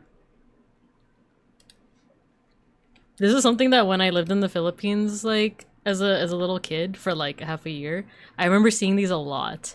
They're just basically like stores that like sometimes they even operate out of someone's house, you know, but they sell all these different things like candy, like dishwashing soap, like coffee, soda, you know. So it's called sari sari because they sell like an assortment basically. So sari just means like a collection of different things. So if you put those two like words together, sari manok, it's like a chicken that has an assortment of something, but in context it's like it's a chicken of many colors specifically. So if we go back to the video here, you can see like the bird is very colorful. It has like a lot of different colors. So that's why like a part of me is thinking like, oh, it's probably a Sari manok because it's known for having like different colors, colorful wings. Oh, and yeah, this is so my personal connection with the Sari manok is that y'all know that I really love the Tournament of Roses parade. We do a watch along every year. One of my first times, this article says 1998, but I could have sworn it was 1996. No, you know what? There was a TV channel called Sari manok. It was the symbol for ABS-CBN. Their symbol used to be the sarimanok, and then the Rose Parade featured a sarimanok float. And I remember being so excited. I was like, I think 7 or something. 7 years old, I was watching this, probably for either the first or second time, and seeing like a float dedicated to the Philippines. Back when like there wasn't a lot of like Filipino representation in the media, like at all. Like in the US specifically. So like I remember being like so excited to be like, oh my gosh, it's a float for the Philippines. And I remember it wasn't even me that was excited, it was my mom. My mom was like, oh my gosh, look, Binka, look, it's a float dedicated to the Philippines. Like she must have also been like, what the heck? Philippines mentioned in the 90s? That's crazy. So I've also seen people make connections to the Sarimanok and the Phoenix from like Greek mythology and, you know, a whole bunch of other, you know, like mythologies and stuff. But the similarity is mainly that it's like a colorful, like kind of mystical, legendary bird. So it might be that if we actually scrub through this a little, yeah, we are noticing that it's like very colorful, right? So I'm thinking like most likely this is the Sarimanok, but there are 2 other options. I'll show you right now. One of them is the Minokawa. This is another, oh yeah, let's actually take a look at the school uniforms. Yeah, like as I said, the school uniforms also kind of like resemble this look, right? So the Minokawa is another kind of like legendary bird. And this one also comes from, oh, this is Bagobo. So I think this is Visayas. So this comes from like another like indigenous tradition. And it's a little less known than the Sarimanok. Sarimanok is a little bit more well known, especially when it became a symbol for one of like the TV channels, TV stations.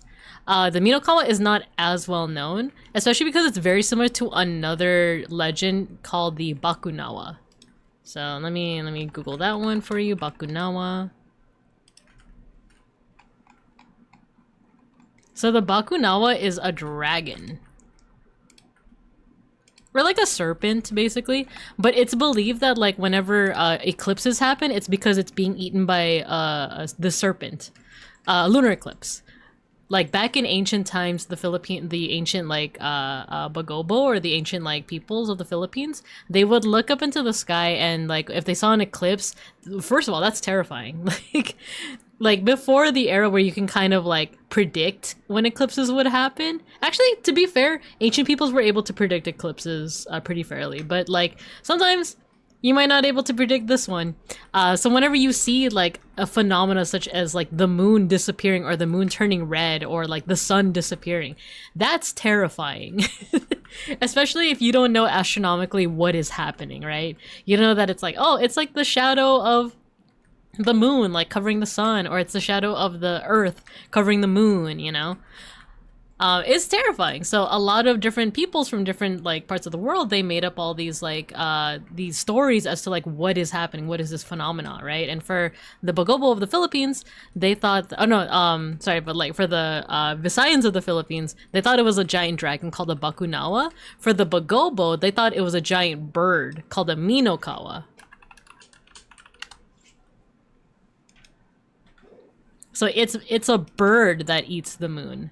And one thing that it's known for is that its feathers are like blades. So I think I drew it at one time. I think I did it for like a VTuber project. I could try to look for that. You know what? I'll try to look for it right now. I'm pretty sure I still have it. I think I did it for like a birthday project to Haka from Hollow Stars. So I'm pretty sure I can find it. I sort my art pretty well. Just gotta find, let's see. Because when it's curtain call. Give me a second. Fan projects.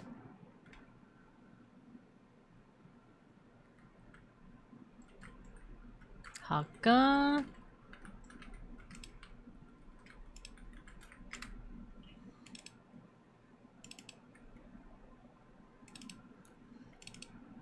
I found it.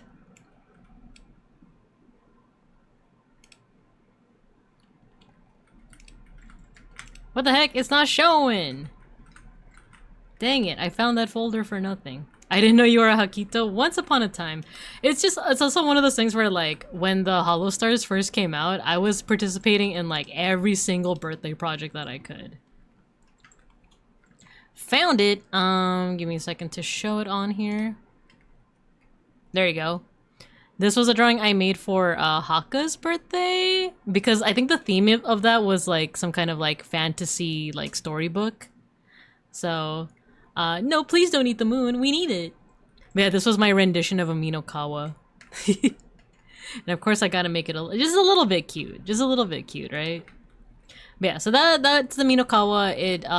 It is a little bit more threatening in that it could eat the moon, right? So it could be that, right? It could be both.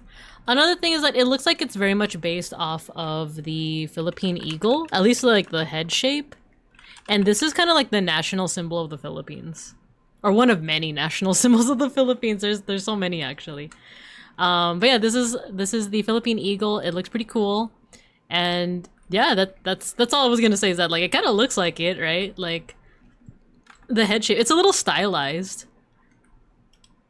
but you know, maybe, maybe. Wake up, hey. So yeah, Minokawa, Sarimanok, Philippine eagle. I think the last thing that I saw that made me like pog was these statues in the background. Here we go. So look at these statues over here in the corner. It looks like a figure that's kind of like resting. It's like resting its like arms on its knees, kind of like how your typical Filipino sits on a chair. This is how I'd be sitting on my computer chair, you know? So those look like they're very much inspired by these. These are called Anito or Bulul statues. And this is something that you find more so with the mountain people of the north, of the Cordilleras. But they were a lot more widespread before the Spaniards came. So there's even like one of the very first historical sources on like when the Spaniards landed in the Philippines is like they tried to introduce like Catholicism and Christianity to the natives, to literally specifically the Cebuanos, the people of Cebu, which is like central Philippines. And they wrote in their dove beetle, hello. They wrote in their records that like, oh, the natives were worshiping like false idols in like a little house that was entirely dedicated to these idols.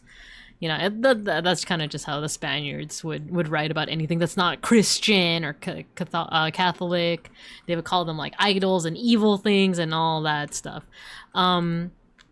Which implies this implies that they used to have entire storehouses of just statues like these. These statues are actually meant to be indicative of the ancestors, just like this umbrella term, this like idea of like your ancestral figures, like the people that passed away, like whether it's like grandma, people that you personally knew that passed away, or just like the people from like a long time ago. So like your ancestors. So for each person, they would have like their own statue, basically. And fun fact, I also have like a makeshift altar on my computer desk. So on my, actually, because I have my, maybe I can show you right now. I don't think do I have anything sensitive on here? Let me just take out some things that might be sensitive.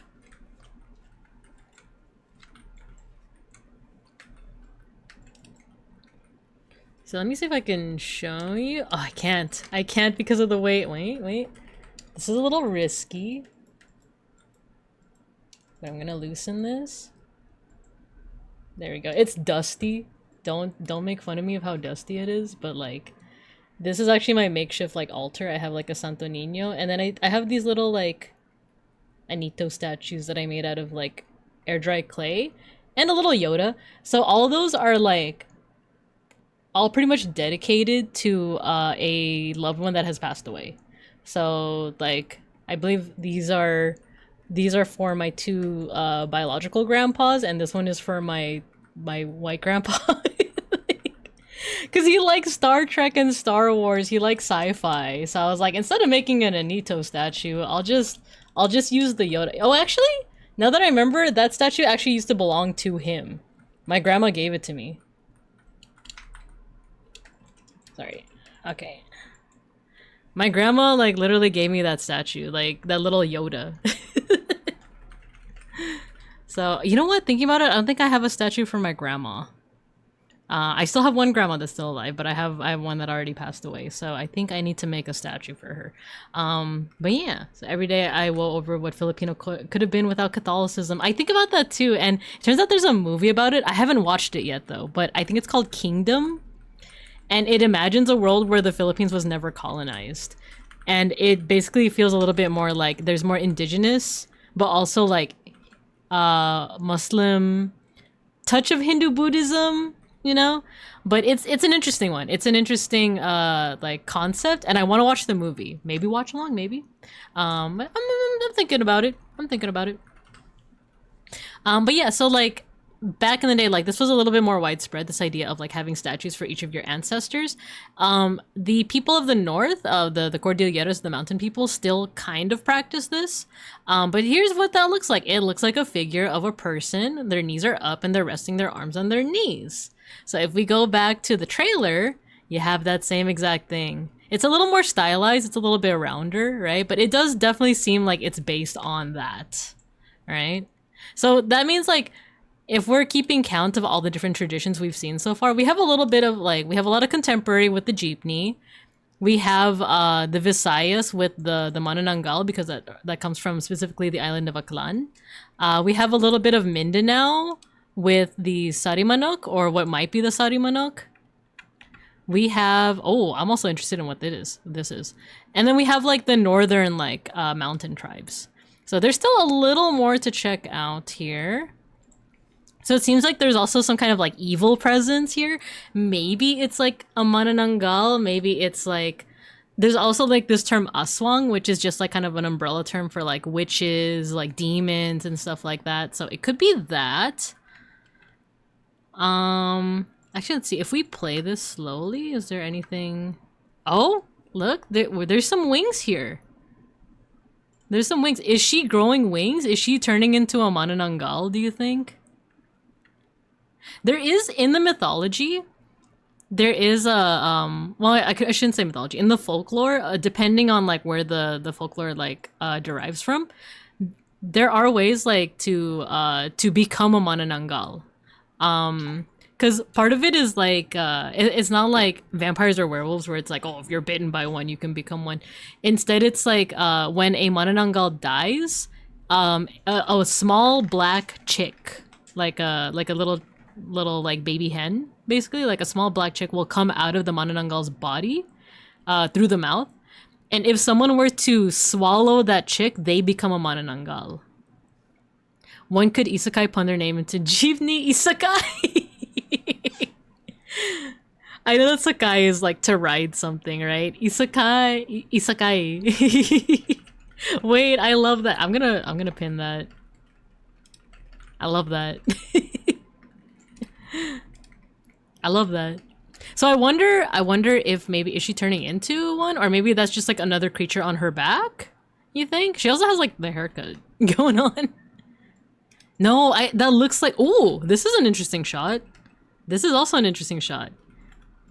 Wait, let's go back. Let's go back. It looked like there's something on her back. Cause look, it's like little like claws. So I don't think she's turning into a Manananggal. Maybe there's like a creature on her back. And then, ooh, okay, this is a good shot. Maybe this is a real Manananggal. Maybe this is a real Manananggal here. Because you do see like little wings, but they don't look like they'd be big enough to carry their body though, right? It is like a fearsome creature though. They're wearing a crown, or maybe that's not a crown, maybe those are horns? Yeah, it looks like those are horns. Ooh, okay. Yo, there's like a guy that looks like a carabao. Okay, wait, let's look this up. Carabao. It's a water buffalo. It's a water buffalo. And what's funny is that the name Carabao, it sounds similar to caribou, right? Oh wait, caribou? Caribou? There we go. Which is a completely different animal. But what's funny is I remember in like first grade, one of my first grade teachers like said something about like, oh, this is a caribou. And then me remembering the word carabao or carabao, I was like, oh, they have those in the Philippines. I told my teacher like, oh, they have them in the Philippines. And they were like, what? Like, isn't the Philippines like a tropical place? I was like, yeah. And he was like, but these are animals that are only in like the Arctic. And I was like, oh, but my mom told me that there's caribou in the Philippines. So I didn't realize that these are two different animals. There's caribou and there's carabao. Carabao are like water buffalo, essentially, but they're from more like tropical places. You can turn into an aswang if an aswang fed you their food with their spit on it. Oh, I didn't know that part. And they, the telltale sign is that the food does not use salt, garlic, or it tastes off. Oh no, that means all white people food. No, I'm just kidding. Like, all the puti food. Oh no. Kabinka. Yeah, just me being like, no, there's caribou in the Philippines. Like, there's caribou, I swear. But like, doesn't this person looks like maybe they're a caribou person? You think? Yeah, right? It kind of looks like it. And then wait, I want to go back to like the wings. Look at the wings. So there's something, there's like a hand on those wings that's attaching itself to this character over here, and then trying to shield. Maybe it's a creature. I think maybe there's like a creature trying to help them out. Oh, okay. And then we're seeing some like vines and stuff. Okay, this is interesting. This, I'm not sure what it could be. It could be a duende, which is kind of like a little goblin, but I'm not sure. It could also just be like a nature spirit. So it looks like there's some kind of creature, right? They don't look human. They have human features. They have a little tali here. Okay, they have like fluff over here. So they could be some kind of nature spirit. And there's like a variety of different nature spirits in Filipino folklore. So there's the duende, which is kind of like a little goblin. Yeah, like a diwata. Exactly, the beetle. Like a diwata.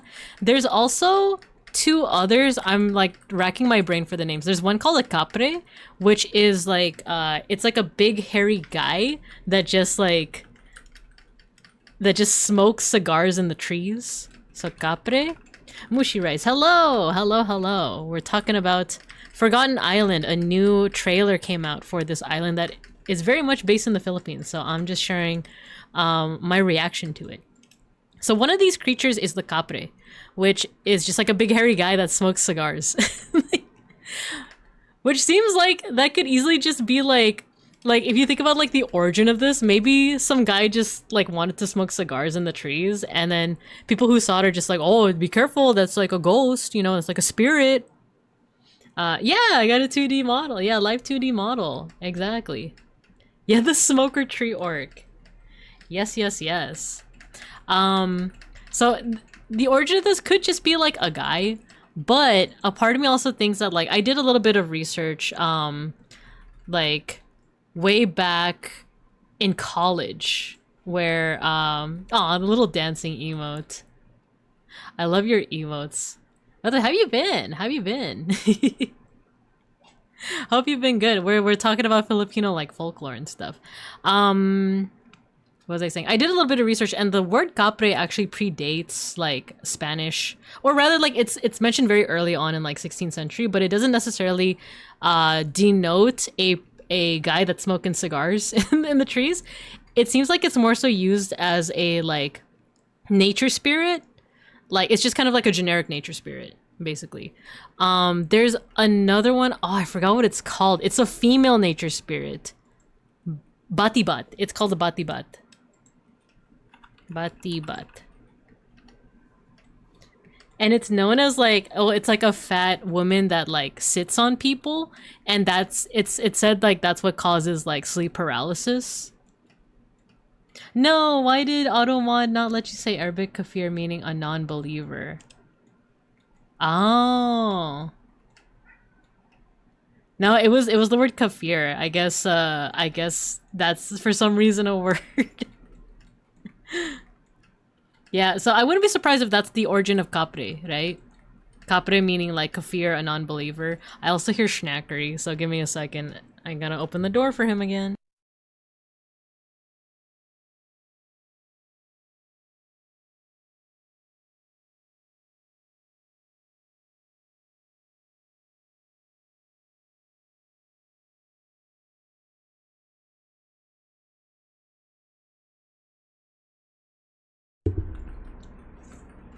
Okay, I'm back. Schnackery is here. He's noisy. I've been busy. Hopefully everyone's been well. Yeah, we've been really good. We've been good. We've been chilling, you know. But good to know that you've been well. And yeah, I know like right now like spring's always super busy for me as well, so I totally get it. Beware the Batibat. They say that if you get lost in the forest, the Batibat is playing with you, and you got to take off your clothes and put them backwards to find your way out. Oh, like the tikbalang, right? That's another one. For those that don't know, the tikbalang is basically think of like a reverse centaur. It's someone with like the body of a person, but like a horse head, like a BoJack Horseman type. And if you get lost in the forest, they say that it's like a tikbala like tricking you. So you have to like basically what Mayshark said. You have to like turn your clothes inside out, and that's gonna like trick the tikbalang. If you guys want to see what that looks like, tikbalang. There we go. Looks like that. I've seen this artist before. This artist who draws all the like mythological creatures as like super hot. So we have the Batibat over here. It said that like, you know, she sits on you and like that's what causes like sleep paralysis. But I've also heard theories saying that like she's also very similar to the Capre, and that like the origin is that she was just kind of like a nature spirit. That if you treat the nature around you well, she won't bother you. Same with the Capre. But it's only if you like invade their space, basically, or if you like house up in a house that is if you live in a house that is made from the tree that she used to protect. Same with the Capre. And you know, I'm just gonna say it. I feel like there are some guys that would pay for this. I feel, not even just guys. I feel like there are some people that this wouldn't be a nightmare. They would want this. But yeah, so the Batibat and the Capre, they're both examples of these like nature spirits that like eventually like they started to get more like other. This is their dream come true. Exactly, Davido. It's not a nightmare. So these are both examples of different like nature spirits, right? And because this creature is a little bit rotund, maybe they're a Batibat, maybe they're a Capre, or maybe they're just like a Diwata. They're just like a nature spirit, you know? So it seems like there is also this big theme of like memories, like remembering like your life, your friendship with other people. I can see this being very emotional. Oh, even the uniforms, once again, like very Filipino, right?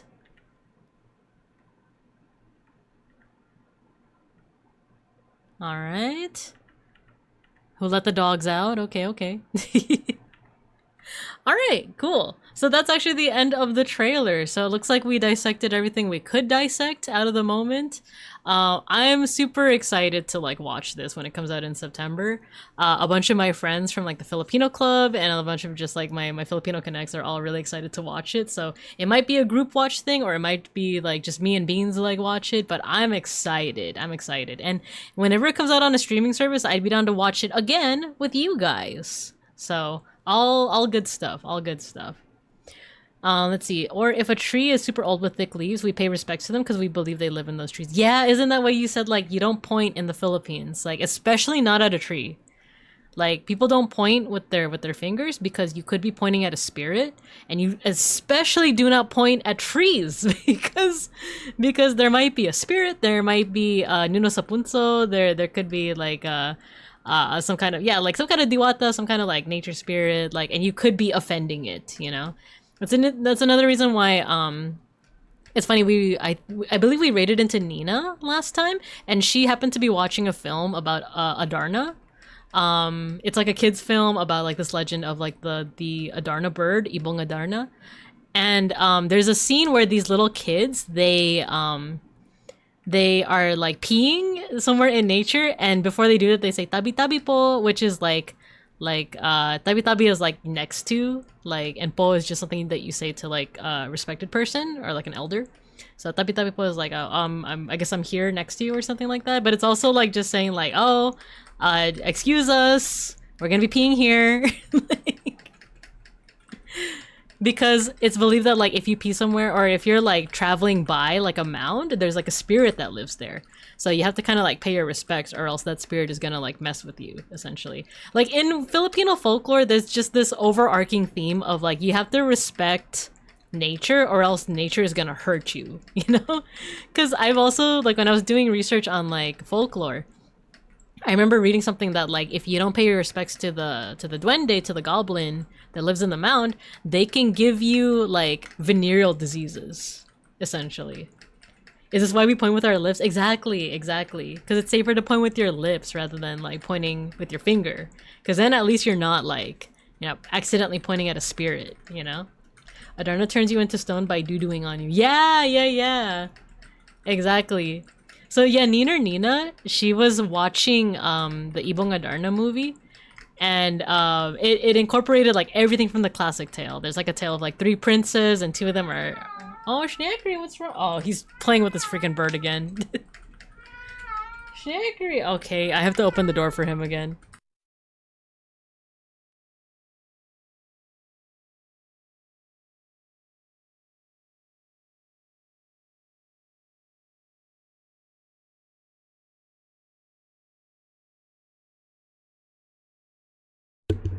Dude, him and his like little bird toy. I don't know what it is about that toy that he's always just like, ah! I noticed a lot of our mythical creatures are consequence related. Yeah, it's very like respect nature or else.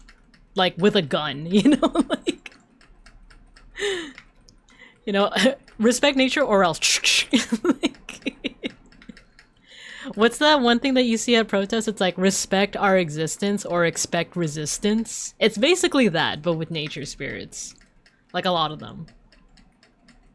I love talking about folklore a lot. I love talking about folklore. I did a stream like way back when I started about Filipino folklore, but I'm down to do it again. I'm down to do like a, you know, another like redo. Just to talk about like Filipino folklore because it's just such an interesting like, it's not just interesting for the novelty of it. It's not just interesting because it's like, oh, you might not be familiar with it, but it's also interesting to think of like where these tales originated from. Like the people who thought up these folklore stories or witnessed them like where did these ideas come from, you know? Like who was the first person that was like, oh, like what if it's like this beautiful woman becomes like a monster at night, you know? Almost like a werewolf type thing. Because one of my pet theories, I feel, is that like we were talking about the manananggal, right? Where it's like it's a person who like, you know, you see their big like bat wings. I think this is a good example. Like if you see something like this, it looks like a person with bat wings. My pet theory that myth might originate from seeing a flying fox. Because especially the ones in the Philippines are freaking humongous. They're like crazy big. Flying fox, Philippines.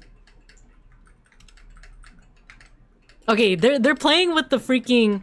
This is like playing with our perspective. I feel like this doesn't count. Here we go. This one. Look at this. Look at how big they are. Look at how big they are. This one too. Also, apologies to anyone that has like a bat phobia. I probably should have done a content warning. I'll do it right now. If you're squeamish about bats, if you don't like bats, come back in like 5 minutes. We should finish up talking by then. But I think they're cute. I think these guys are cute. When I think of like derpy bats, my favorite is Wagugas. Wait, this isn't Wagugas. Here, this one. It's Wagugas. Look at him. Look at look at Wagugas.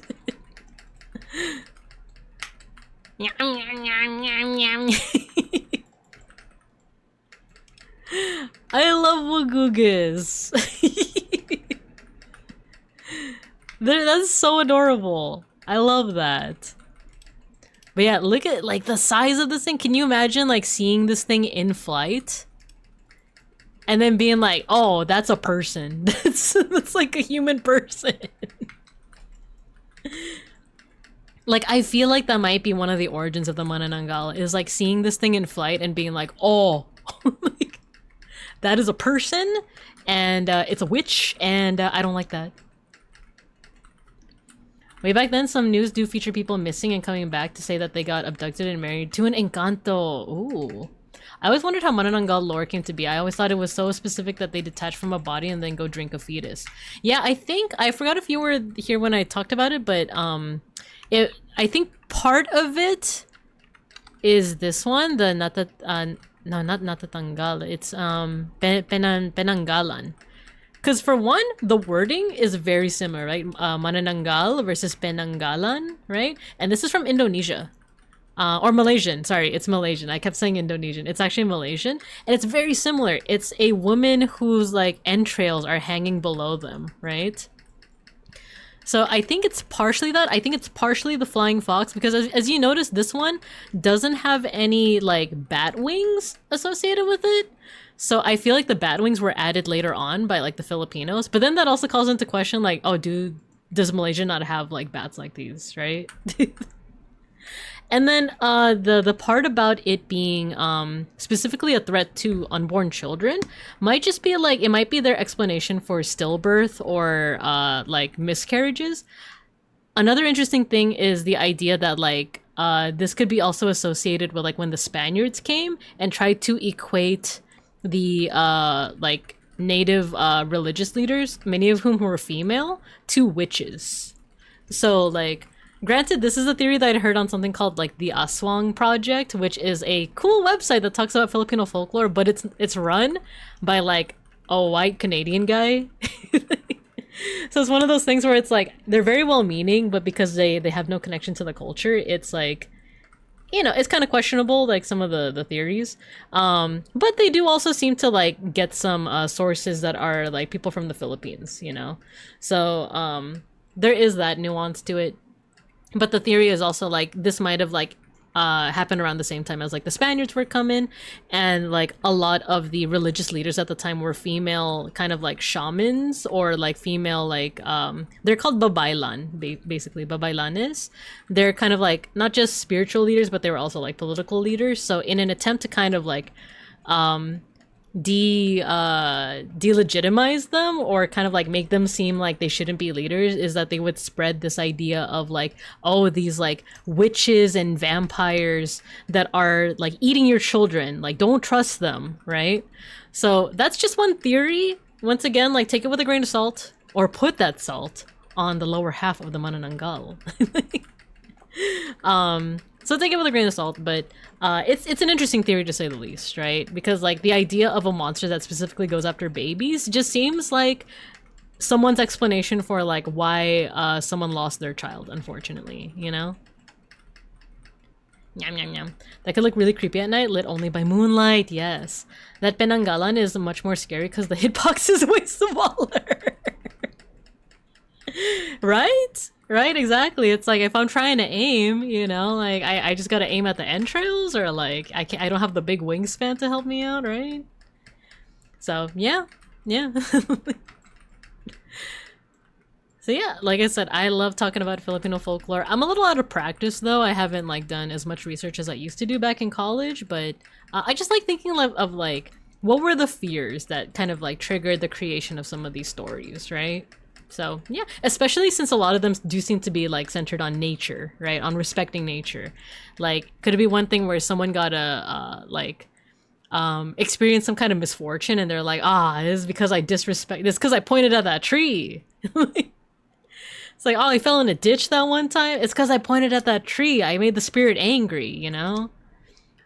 But I can also imagine, like I said, there like some people say that like if you don't respect the duende, the goblin, they'll give you a venereal disease. Can you imagine someone like getting a venereal disease, I guess the old-fashioned way?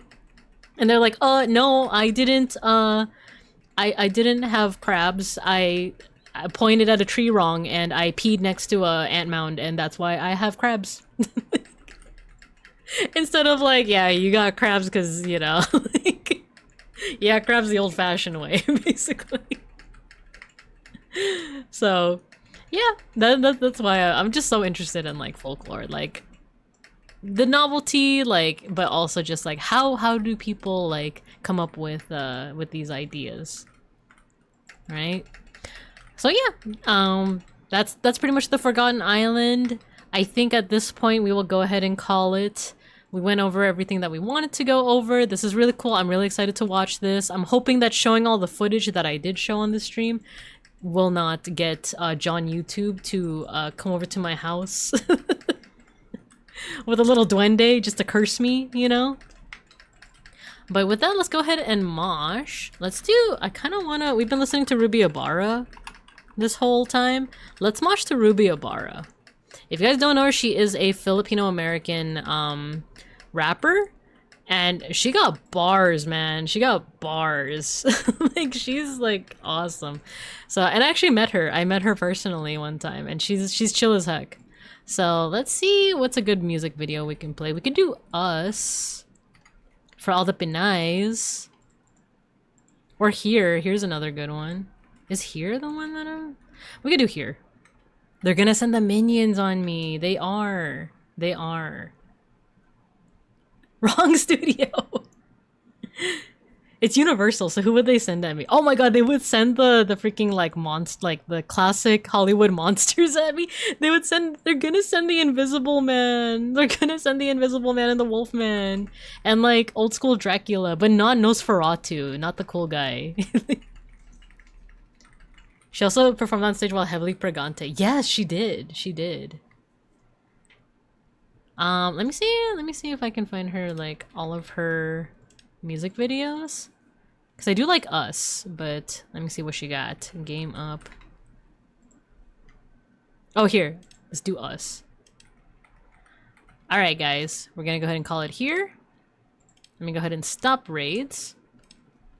Alright, for any new students here, we have an end of stream tradition. This is our end of stream mosh pit. All you gotta do is once you hear the music, go ahead and start spamming your favorite emotes in the chat, and I'm gonna make your little stream avatars fight each other.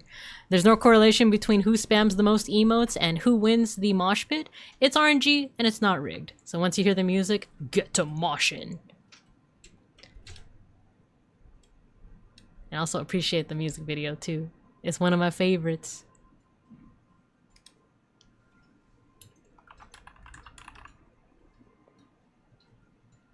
Is there lyrics too? I guess it's auto-generated, that's fine. It's very like Pinay power.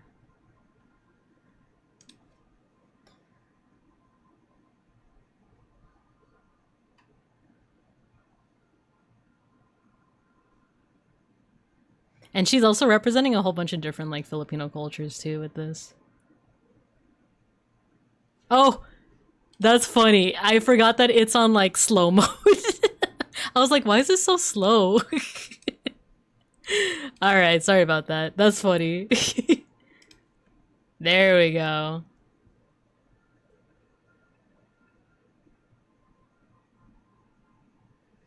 Walang makakatigil. Brown, brown woman, rise, alamin ang iyong ugat. They got nothing on us. Nothing on us. Nothing on us. Nothing on us. Walang makakatigil. Brown, brown woman, rise, alamin ang iyong ugat. They got nothing on us. Nothing on us. Nothing on us. Isang bagsak. If it don't involve no matriarch.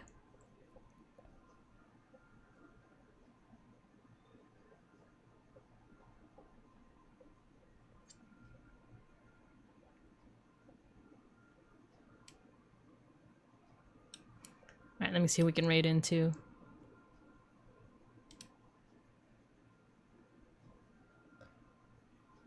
Pandaga sa ilaw, she dripping in gold. All of my soldiers greet me.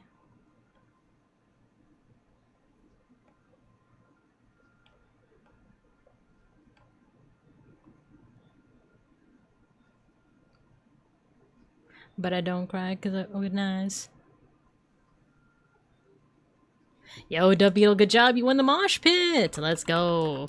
But can you win round 2? Fight. Walang makakatigil. Brown, brown woman, rise alamin ang iyong ugat. They got nothing on us. Nothing on us. Nothing on us. Nothing on us. Walang makakatigil. Brown, brown woman, rise alamin ang iyong ugat. They got nothing on us. Nothing on us. Nothing on us. Isang bagsak.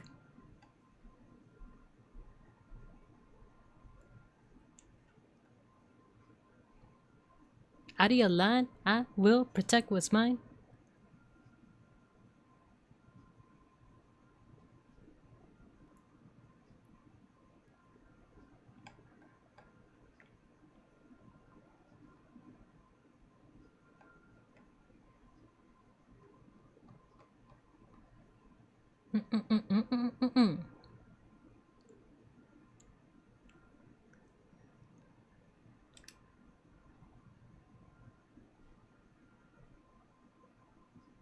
Filipino phenotype.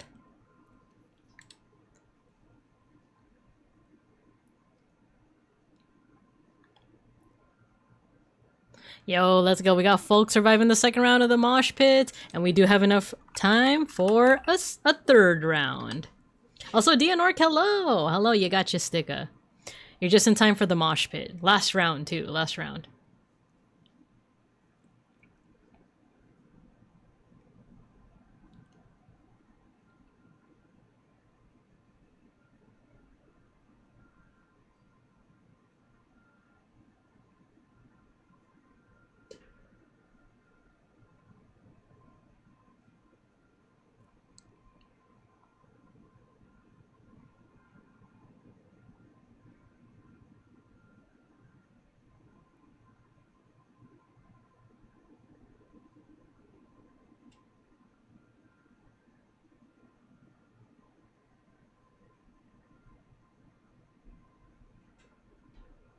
We'll be right here.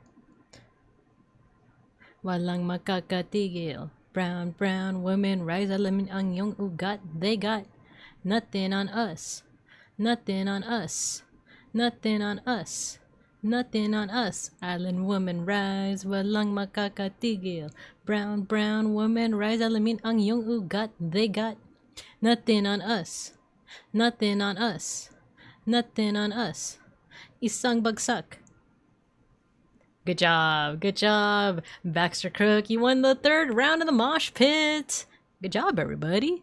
Nice. Hard to, oh, snow halation. Snow halation. I miss. Hard to believe I'm not gonna be streaming again until Friday. You guys are gonna have to survive the week without me. I'm sure you guys will be fine. I'm sure you guys will be fine. I didn't even post an emote. Shameful win! It's not shameful. It's not shameful. It's RNG. I keep telling you. I keep telling you guys. But it's okay. I'll see you guys on Friday. We're gonna play Oregon Trail.